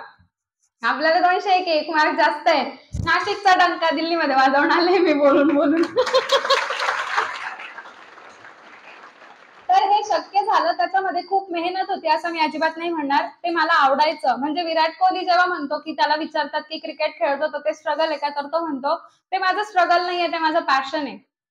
तसं UPSC करणं हा माझा passion होता आणि तो मी पूर्णत्वास नेला आणि इथून पुढे पण अभ्यास हा आपला पॅशन असायला पाहिजे. कोणीतरी आपल्याला 4 वेळेस सांगावं, अभ्यास कर, असं नाही असायला पाहिजे असं मला वाटतं. मला करायचं होतं म्हणून मी केलं. मी घरच्यांच्या विरोधात जाऊन केलं होतं. त्याच्यामुळे म्हणजे मला त्यांनी सपोर्ट खूप केला होता, की एकदा ठीक आहे माझं फायनल झालं डिसिजन, की बस मला यू-पी-एस-सीच करायचंय. ते डिसिजन झाल्यानंतर त्यांनी मला सपोर्ट केला, पण अल्टिमेटली तो पूर्णत्वास नेणं म्हणजे आपण कसं होतं, की आपण सुरुवात खूप जोरदार करतो, पण ते पूर्णत्वास न्यायला थोडा आखडता हात घेतो. तर इथं काहीच सोडायचं नाही. मेहनत करायला म्हणजे मी हे पुस्तक वाचू का, ते पुस्तक वाचू का, सगळे वाचून पाहायचे. त्याच्यातून जे आपल्याला चांगलं वाटतं तेच सेकंड रीडिंगला व्हायला पाहिजे असं मला वाटतं. तर हा जो यू-पी-एस-सीचा माझा प्रवास होता प्री मेन्स इंटरव्ह्यू. इंटरव्ह्यू नंतरचा सगळ्यात काळ भयानक असतो कारण तेव्हा कळत नाही प्रिलिम्सचा अभ्यास करू का रिझल्टची वाट पाहू. मग मी मी एकच केलं, मी रिझल्टची वाट पाहिली. कॉन्फिडन्स दाखवला. तसं नाही करायला पाहिजे. प्रिलिम्सचा अभ्यास करायला पाहिजे. पण फॉर्च्युनेटली 16 एप्रिल दुपारी 1 वाजून आय थिंक 16-17 मिनिट झाले होते. माझ्या आयुष्याचा बेस्ट मोमेंट आला. माझा फोन मी हातात घेतला. मी म्हटलं लागला. रिझल्ट लागला आणि माझ्या घरातले सकाळी 9 वाजेपासून आवरून बसले होते. त्याच्या आधी तर 4 दिवस माझा दादा रोज फरची पुसायचा का आपल्या घरी रिझल्ट लागणार आहे आणि पाहुणे येणार आहे. तर सकाळी 6 वाजता जिमला जायचं, 7 वाजता फरची पुसायचं. मम्मी सकाळी 10 वाजता सगळ्यांना जेवण द्यायची, की आपल्या घरी रिझल्ट लागणार आहे. एवढा कॉन्फिडन्स त्यांनी दाखवला होता. फॉर्च्युनेटली तो पूर्णत्वास गेला. 16 एप्रिलचा तो दिवस आला. रिझल्ट लागला आणि तो दिवसभर फोन पाहत होता सकाळी म्हणजे 11 वाजेपासून 1 वाजेपर्यंत. जसा त्याने फोन ठेवला, मी हातात घेतला यू-पी-एस-सीला मलाच पहिले दाखवायचा होता माझा रिझल्ट. मी फोन हातात घेतला आणि म्हटलं लागला. आणि माझं फोनचं नोटिफिकेशन वरतीच यायला लागलं. म्हणजे लिस्ट बघेपर्यंत मला वरती काँग्रॅच्युलेशन रोशन आलाय. मला का बरं मेसेज करताय काँग्रॅच्युलेशन्सचा? काही टेन्शन नाही. आपण लिस्टमध्येच आहे. आता फक्त रँक बघायचा, पोस्ट बघायची आहे. जसं ओपन केलं, मी ऑनेस्टली सांगते आय वॉज जस्ट एक्सपेक्टिंग की I want to be among those 1000 students की जे सिलेक्ट होणार आहे. माझी कुठलीच अपेक्षा नव्हती की मला हीच पोस्ट पाहिजे, हीच रँक पाहिजे आणि ऑनेस्टली अपेक्षांची म्हणजे खूप अपेक्षांचा ओझं नाही ठेवायचं माइंडवर. मला फक्त त्या हजारांमध्ये यायचंय कारण सेंट्रल सर्व्हिस आहे, कुठलीही पोस्ट भारीच आहे. ह्या अपेक्षेने मी लिस्ट ओपन केली आणि जसं 595 बघितलं माझ्या घरात एवढं भयानक आनंदाचं वातावरण होतं ना, की म्हणजे बस छकुली आय-पी-एस झाली म्हणे.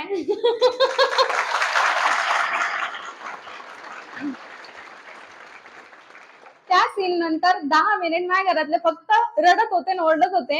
आमच्या समोरच्यांना असं म्हणजे त्यांना असं वाटायचं ते पायरी उतरून खाली यायचे, की आता आपण यांच्या घरात जाऊ कारण रडायचा आवाज येतोय. तेवढ्यात कोणीतरी जोरात हसायचं. ते परत वापस जायचे. त्यांनी त्यांनी 2 ते 3 वेळेस पुढे मागे आणि मग फायनली त्यांनी ठरवलं आपण जाऊच. त्यांना असं वाटलं एवढ्या जोरात ओरडतंय यांच्या घरात का शॉर्ट सर्किट झाला. आणि फायनली ते आमच्या घरात आले आणि त्यांना कळालं की अच्छा ही पोरगी आय-पी-एस झाली आहे म्हणून. म्हणजे मी माझ्या रँकनुसार आय-पी-एस एक्सपेक्ट करतेय, पण मी थोडी बॉर्डरला आहे, की मी बनले तर शेवटची आय-एस ऑफिसर पण बनू शकते, नाही तर पहिली आय-पी-एस ऑफिसर बनेन. मग तो रिझल्ट लागला. खूप रडारड झाली, खूप मजा झाली, खूप धिंगाणा झाला. पण मी जेव्हा खूप लहान होते ना, तेव्हा मी एक स्वप्न पाहिलं होतं. ते हे होतं, की मला आयुष्यात असं काहीतरी करायचंय, की माझ्या घरी मीडिया यायला पाहिजे. फायनली तो 16 एप्रिलचा दिवस होता, जेव्हा मीडियावाले माझ्या समोर उभे होते आणि मला लय मस्त वाटत होतं. तर yes, dreams do come true. तर ते त्या दिवशी झालं. मीडियावाल्यांनी असा एकदम गराडा घातला. माझ्या आजूबाजूला खूप गोंधळ झाला. अख्खं येवला तालुका जवळ-जवळ मला भेटून गेला कारण येवला तालुक्याची पहिली आय-पी-एस अधिकारी बनण्याचा मान मला मिळाला. 24 वर्षांपूर्वी विजय पिंगळे नावाचे सर होते जे आय-एस ऑफिसर बनले होते. त्यानंतर एकही रिझल्ट नव्हता. 24 वर्षांनंतर आपल्या समोर म्हणजे माझ्या जन्माच्या आधी ते अधिकारी बनले होते. त्यानंतर मी बनले. तर तो दिवस खूप छान होता. तर त्या रिझल्ट वरून मी काही गोष्टी ज्या मी अनुभवल्या, की ज्या ह्या एक्झाम म्हणजे बघा, एक्झाममध्ये अभ्यासाचा पार्ट हा याच्या आधी झाला तो आहे. अभ्यास हा जस्ट पार्ट आहे यूपीएससी प्रिपरेशनचा किंवा कॉम्पिटिटिव्हचा. त्याच्यासोबत बाकी ज्या गोष्टी कराव्या लागतात त्या मी आवर्जून सांगेन. ज्या मला रिझल्ट नंतर जास्त रिअलाइज झाल्या, की काय काय नेमकं गमक होतं ज्याच्यातून 16 एप्रिलचा दिवस माझ्या आयुष्यात आला. तर त्याच्यासाठी सगळ्यात महत्वाचं म्हणजे स्वप्न पाहायला पाहिजे आणि ते उघड्या डोळ्यांनी पूर्ण करण्यासाठी मेहनतही घ्यायला पाहिजे.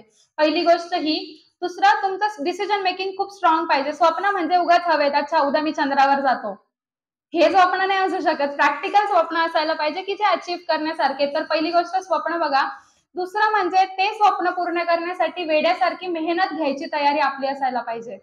मेहनत म्हणजे असं नाहीये की 9 वाजले, आता नाश्त्याचा टाइम झालाय तर नाश्ताच करतो, किंवा किती वाजले आता, आय थिंक 12 वाजले ना, 1 ओ वा 1 वाजलाय.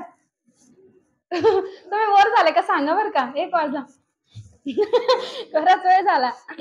1 वाजला तर हा 1 वाजलाय, जेवणाची वेळ झालीये तर जायलाच पाहिजे असं नाही. कधी कधी तहान भूक हरवून अभ्यास करावा लागतो, पण तो कधी कधीच असतो, रोज नाही असू शकत. कारण इकडे असं आहे की तुमच्या खाण्यापिण्याच्या वेळा पण फिक्स पाहिजे, सगळ्या गोष्टी वेळच्या वेळी घडल्या पाहिजे, ते महत्वाचं आहे. त्यानंतर मला असं वाटतं की इकडे मायक्रो मॅनेजमेंटला खूप महत्व आहे. म्हणजे जसं मी सांगितलं की मला त्याच मिनिटाला तहान लागायची, नंतर मग माझ्या बॉडीला मी अशी सवय लावली होती की मेन्सच्या त्या 3 तासांमध्ये मी पाणी नाही प्यायला पाहिजे. रिझन बिंग की माझं त्या पाणी पिण्यामध्ये पण टाइम वाया जातोय, तर मग मी त्या 3 तासामध्ये बॉडीला तहानच नको लागायला अशी सवय लावली मॉक टेस्ट मध्ये. तर हे मायक्रो मॅनेजमेंट खूप मॅटर करतं, ती एक गोष्ट जी माझ्या सक्सेसमध्ये. थर्ड थिंग मला असं वाटतं की you should have minimum distractions. Distractions बद्दल मला वाटतं मी थोडं जास्तच बोलावं.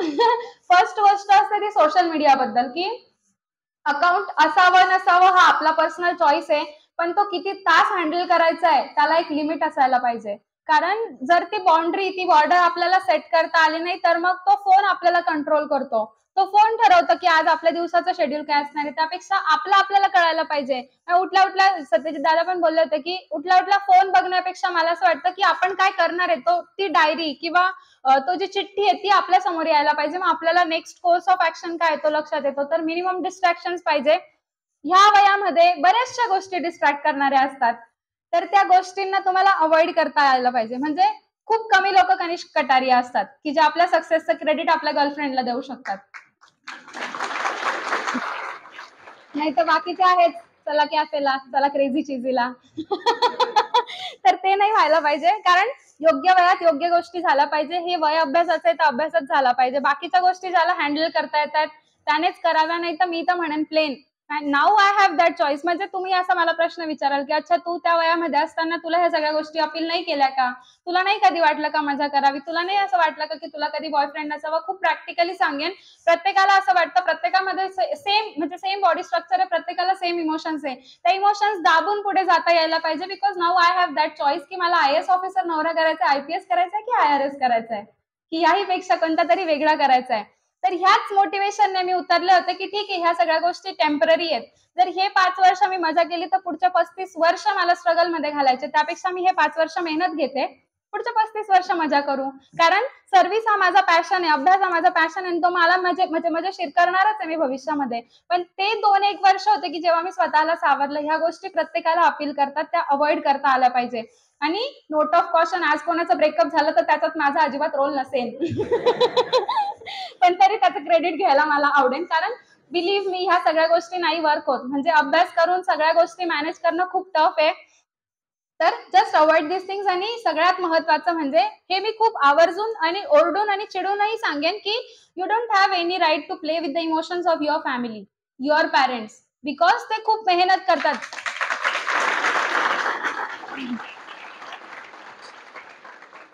खूप मेहनत करतात. म्हणजे मला माहितीये की माझे वडील शिक्षक आहे, ते 4-4, 5-5 तास जेव्हा उभे राहतात तेव्हा त्यांना त्यांची रोजीरोटी मिळतीये. तुमचे वडील शेतकरी असतील, तुम्हाला माहितीये भर पावसामध्ये पीक लावतात, त्यानंतर ते मेहनत घेऊन तुमच्यापर्यंत कसा तरी पैसा पुरवत असतात. त्या पैशाचं चीज करा, हे खूप महत्वाचं आहे. आणि मी हे परत आवर्जून सांगेन की you don't have any right to play with the emotions of your parents. आणि स्वतःला आणि फॅमिलीला फसवणं प्लीज बंद करा. तुम्हाला जमतंय MPSC तर करा, तुम्हाला जमतंय MPSC UPSC तर करा, नाही जमत आहे परत प्रयत्न करा, तरी नाही जमत आहे तर सोडून द्या. पण उगाच स्वतःला आणि घरच्यांना खोट्या आशांवर ठेवू नका की माझं आज नाही उद्या होईल, थोडा कट ऑफ कमी, ह्या वेळेस कट ऑफच जास्त लागला म्हणून माझं नाही झालं. हे सगळे नाटक आहे. कारण होणारे होतात ते दरवर्षी. म्हणजे 14 लाख फॉर्म मधून 1000 लोक सिलेक्ट तर झालेच आहे ना. पेपर कसाही हो, त्यांना जे 1000 घ्यायचे ते घेणार आहे. तर आपले प्रयत्न प्रामाणिक असतील तर त्या हजारांमध्ये आपण पोहोचणार आहे. मी अजिबात एक्झॅजरेशन करत नाही की मी किती महान आहे, मी त्या हजारांमध्ये आले. मला असं वाटतं मी मेहनत प्रामाणिक केली होती, माझे प्रयत्न प्रामाणिक होते. ज्या दिवशी प्रिलिम्सचा पेपर चेक केला होता त्या दिवशी माझा स्कोर कमी येत होता, कारण टेस्ट सिरीज वाल्यांना अंदाज येत नाही. स्कोर कमी येत होता तेव्हा माझे वडील म्हटलं तर ठीक आहे, नाही झालं तर चालेल म्हणे, मला माहितीये तू प्रयत्न प्रामाणिक केले आणि मी ते बघितले. बस ती माझ्या कौतुकाची थाप होती. मला माहित होतं कारण की ह्या एक्झामला जे लागतं ते सगळं मी केलंय. तर तो प्रामाणिक म्हणजे तो जो सेन्स ऑफ अप्रिसिएशन स्वतःला इतरांकडून मिळतो, मला वाटतं ती सगळ्यात महत्वाचं असतं आणि ते आपल्या प्रिपरेशनमध्ये आपल्याला करणारं कोणीतरी सोबत असावं. खूप चांगलं बॉन्डिंग आपलं एखाद्या तरी व्यक्तीसोबत असावं की ज्याच्यासोबत where you can vent out all your feelings. कारण इथे कसं आहे की सपोज एखाद्या गोष्टीचं तुम्ही खोटं बोललात, तर ती खोटं बोललेली गोष्ट तुमच्या माइंडमध्ये इतक्या वेळा रिव्हॉल्व्ह होत असते की तुमच्या अभ्यासात मनच लागत नाही. मग तुम्ही सपोज घरच्यांना काहीतरी फसवलं की सपोज क्रेझी चिझीला जायचं होतं आणि तुम्ही सांगितलं की मी लायब्ररीमध्ये नाही, क्रेझी चिझी मध्ये पण तुमचं ते माइंड मध्ये रिव्हॉल्व होत असतं की यार मी घरच्यांना फसवून इथेपर्यंत आलोय. तर माइंड मध्ये उगाच कचरा ठेवायचाच नाही. उगाच गोष्टी खूप सॉर्टेड आणि खूप क्लिअर पाहिजे माइंड मध्ये. अभ्यास करते तर अभ्यास करते. मग मी अभ्यासाच्या म्हणजे मेन्स प्रिलिम्स मेन्सच्या आधी सुद्धा कधी कुठे कॅफेला कॅन्टीनला गेले तर कोणासोबत गेले ते माझ्या मम्मीला माहित असायचं आणि ती खूप सेफली ठेवायचे माझे सिक्रेट्स. माझं ट्रेजर बॉक्स आहे की जिथे माझे सगळे सिक्रेट्स खूप सेफ राहायचे की मी कुठे गेली आहे, माझ्या प्रत्येक मिनिटाची खबर. आणि सगळ्यात महत्वाचं म्हणजे मी जाते तर मला कधी टोकलं नाही, जायचं तर जा. कारण माइंड कंटिन्यू अभ्यास नाही करू शकत. जर माझा वेल डिझर्व ब्रेक आहे संडेचा, माझा हाफ डे, तर त्या हाफ डे मध्ये मी मला वाटतं ते करेन. बऱ्याचदा मी झोपायचे, मूवी बघायचे. तर तो वेल डिझर्व ब्रेक पण घ्या, पण तुम्हाला हे माहित पाहिजे की तुम्ही आठवडाभर अभ्यास केलाय. नाही तर बस दीदीने सांगितलंय संडेला ब्रेक घ्यायचा तर मी घेतलाय, असं नाही चालत. तर ती एक गोष्ट आहे जी सक्सेसला कॉन्ट्रीब्युट करते, त्यावरती तुम्ही काम करा. बाकी एक्झामच्या स्ट्रॅटेजी बद्दल जेव्हा मी सांगितलं तेव्हा पीवायक्यू, मॉक टेस्ट या सगळ्या गोष्टी तर वर्क झाल्याच. पण सगळ्यात महत्वाचं म्हणजे सपोज मी प्रयासला जिथे होते तिथल्या सरांनी टोटल 9 अटेम्प्ट दिले होते, त्याच्यातले 8 मेन्स त्यांनी दिल्या होत्या, 4 इंटरव्ह्यू दिले होते आणि अनफॉर्च्युनेटली त्यांचं नव्हतं झालं. तर अशा व्यक्तीकडे जेव्हा मी पहिल्यांदा गेले मेन्स म्हणजे प्रिलिम्सचा रिझल्ट आल्यावर पहिला प्रश्न मी विचारला, सर अशा कुठल्या गोष्टी तुमच्या राहून गेल्या ज्यामुळे तुमचं नाही झालं, मला सांगा, मी त्या अवॉइड करते, कदाचित माझं होऊन जाईल. त्या व्यक्तीने खूप चांगल्या पद्धतीने सांगितलं, माझे पेपर कव्हर नाही झाले, माझा हा कंटेंट राहून गेला, असं झालं तसं झालं. त्या गोष्टी लिहून झाल्या आणि मग त्या गोष्टींवर मी काम केलं म्हणून माझी मेन्स निघाली. तर मला असं वाटतं की समोरच्याकडून काय घ्यायचंय ते पण आपल्याला घेता आलं पाहिजे. समोरच्या 10 गोष्टी सांगतो मी, आज तुम्हाला 100 गोष्टी सांगितल्या, त्याच्यातल्या कदाचित तुम्हाला 5च ऍप्लिकेबल आहे तर 5च घ्या. माझा आग्रह नाहीये की सगळ्याच घ्या, पण त्या घेताना आपल्या सिच्युएशनला अप्लाय करता आल्या पाहिजे. कारण इकडे सब्जेक्टिव्हिटी आहे. जर असा एखादा क्लास असता म्हणजे आपण म्हणतो अच्छा हा खूप वेल रिकग्नाइज क्लास आहे, मी इथेच क्लास करेन, जसं आहे की युपीएससी करायचंय तर दिल्ली शिवाय पर्याय नाहीये, काही नाहीये असं. ज्याला जे घ्यायचंय तो कुठून पण घेणार आहे, ते फक्त घेता आलं पाहिजे आपल्याला, तर ते महत्वाचं आहे. नाही तर असं नोशन आहे ना की युपीएससी करणाऱ्यांनी दिल्लीला जावं, एमपीएससी करणाऱ्यांनी पुण्यात जावं, असं काही नाहीये. मला तो स्टिरियोटाईप सुद्धा ब्रेक करायचा होता की पुण्यात राहून पण अन्सार शेख सारखे मुलं घडू शकतात, तर मी पण घडेन. म्हणून मी इंटरव्ह्यूच्या फक्त शेवटचे 15 दिवसच दिल्लीमध्ये गेले होते. तर ते आपल्याला ठरवता आलं पाहिजे की आपण जिथे राहतोय त्या जागेचा चांगला वापर करता आला पाहिजे. फक्त लायब्ररी लागते किंवा फक्त एक शांत जागा लागते आपल्याला अभ्यासासाठी, बाकी काही नाही लागत. मग आपलं खूप परिस्थितीचं भांडवल नाही करायचं की मी किती बिचारा आहे, मी किती गरीब आहे, माझ्याकडे खायलाच पैसे नाही. तुम्हाला क्रेझी चीजला जायला पैसे आहे, अभ्यासाचे पुस्तकं घ्यायला पैसे नाहीये का? तर हे परिस्थितीचं भांडवल नाही करायला पाहिजे. जे आहे त्याचा वापर व्यवस्थित झाला पाहिजे. बरेच मुलं आहेत की ज्यांना रिसोर्सेस नाही घेता येत, तर त्यांच्यासाठी बार्टी असेल, सारथी असेल, या संस्था काम करतायत, त्याचा आपण चांगला वापर करून घेता आला पाहिजे. बघा, ज्याला करायचंय तो कसंही करणार आहे, ज्याला नाही करायचंय तो 100 कारण शोधणार आहे. तर कारण शोधणाऱ्यांमध्ये जर तुम्ही असाल तर तुम्ही प्लीज करणं सोडून द्या, दुसरं काहीतरी करा. प्लॅन बी वर वर्क करा. प्लॅन बी नसेल तर आयुष्यात काहीतरी तर करा यार. आहे तरुण तर नाही, त्या बाबतीत मी खूप म्हणजे त्या बाबतीत मी खूप रूडली पण बोलते आणि बऱ्याचदा ते बऱ्याच जणांना झोंबू पण शकतं. पण मला असं वाटतं की आहे तरुण तर घे मजा करून, जाशील मरून तर टॉकतील करून, हा ऍटिट्यूड नाही पाहिजे. ऍटिट्यूड काय, बस ठरवलं एखादी गोष्ट, जब आंखों में अरमान लिया मंजिल को अपना मान लिया, जब आंखों में अरमान लिया मंजिल को अपना मान लिया, अब मुश्किल क्या और आसान क्या, अब मुश्किल क्या और आसान क्या, बस ठान लिया तो ठान लिया. हा ऍटिट्यूड डेव्हलप करा की ठरवलंय तर करायचं, आणि करायचं म्हणजे फक्त कॉम्पिटिटिव्हच करायचं असं नाही पाहिजे. जे तुम्हाला आवडतंय ते करा. फक्त घरचे सांगताय म्हणून करताय तर प्लीज नका करू, कारण तुम्ही त्यांना खोट्या आशांवर ठेवताय. जे तुम्हाला आवडतंय, कारण इथे कसं आहे की तुम्ही एकदा एक्झाम पास झाल्यानंतर जवळजवळ 30 ते 32 वर्ष सेवा करायची तुम्हाला, तर ते तुमचं पॅशन असायला पाहिजे, बळजबरी नाही असायला पाहिजे. जे आवडतंय ते खूप मनापासून करा आणि इन्स्टिट्यूशन जा, जसं देवरी अकॅडमी किंवा रादर त्या कंटेक्स्ट मध्ये कुठला पण क्लास असेल त्याच्यातून तेच घ्या जे तुमच्या सिच्युएशनला अप्लाय होतंय, जे तुमच्यासाठी गरजेचं आहे. कारण जर असं असतं की ही एक पर्टिक्युलर इन्स्टिट्यूशन आहे, इथून बेस्ट कोचिंग मिळतं, तुम्ही दिल्लीला जा, इथे अशी अशी अकॅडमी आहे, तिथे सगळ्यात भारी कोचिंग मिळतं. असं जर असतं तर सगळ्या अधिकाऱ्यांचे, सगळ्या आमदार खासदारांचे लोक तिथे शिकले असते आणि तेच अधिकारी बनले असते, मग प्रियंका मोहिते इथे उभी नसती. तर त्याच्यामुळे मला असं वाटतं की अकॅडमीला आपला म्हणजे सगळं काही अकॅडमी असं मला नाही वाटत. तुम्ही ज्या कुठल्या इन्स्टिट्यूशन मधून शिकताय, जे काही घेताय ते तुम्हाला चांगलं घेता आलं पाहिजे. सगळ्यात महत्वाचं म्हणजे आपल्या सिच्युएशनला अप्लाय करता आलं पाहिजे. जर तुम्हाला ते जमलं तर मला असं वाटतं की सगळं खूप सॉर्टेड आहे. आयुष्यात सगळ्या गोष्टी क्रिस्टल क्लिअर पाहिजे. लिहून ठेवा, मनात कोरून ठेवा आणि व्यवस्थित मनापासून प्रयत्न करा आणि मग अर्थात यश तुमचंच आहे. मग तुमच्या आयुष्यात तुमचा 16 एप्रिल नक्कीच येईल. त्यासाठी तुम्हाला मनापासून शुभेच्छा देते. या मंचाने येस येस या मंचाने मला एवढी चांगली संधी उपलब्ध करून दिली त्याबद्दल खूप आभार मानते. मी खरं तर मिरवणूक तासाभरात संपवते, पण भाषणाचा अगदीच मी दिलगिरी व्यक्त करते. मला अंदाजच आला नाही की मी किती वेळापासून बोलते. पण हा क्राऊड मला खरंच खूप आवडतो आणि माझ्याकडे जे काही येते त्यांना मला मनापासून द्यावंसं वाटतं. इथून पुढे सुद्धा तुम्हाला जर माझी कुठली गरज पडली, तुम्हाला अभ्यासाची स्ट्रॅटेजी मला नाही वाटत मी चांगली सांगू शकते, इंटरव्ह्यूची स्ट्रॅटेजी मी नक्की सांगू शकते. त्यासाठी माझ्यापर्यंत पोहोचा आणि आपल्या प्रत्येक प्रश्नावरती तुम्हाला उत्तर शोधता आलं पाहिजे. त्या प्रश्नाच्या उत्तरापर्यंत पोहोचण्याचा प्रयत्न करा आणि आपल्यातला ऍस्पायरंट आयुष्यभर जिवंत ठेवा. खूप खूप शुभेच्छा तुमच्या पुढील वाटचालीसाठी आणि तुमच्याच एखाद्याचा सत्कार करण्याची संधी लवकरच आम्हाला येऊ ही आशा व्यक्त करते. धन्यवाद.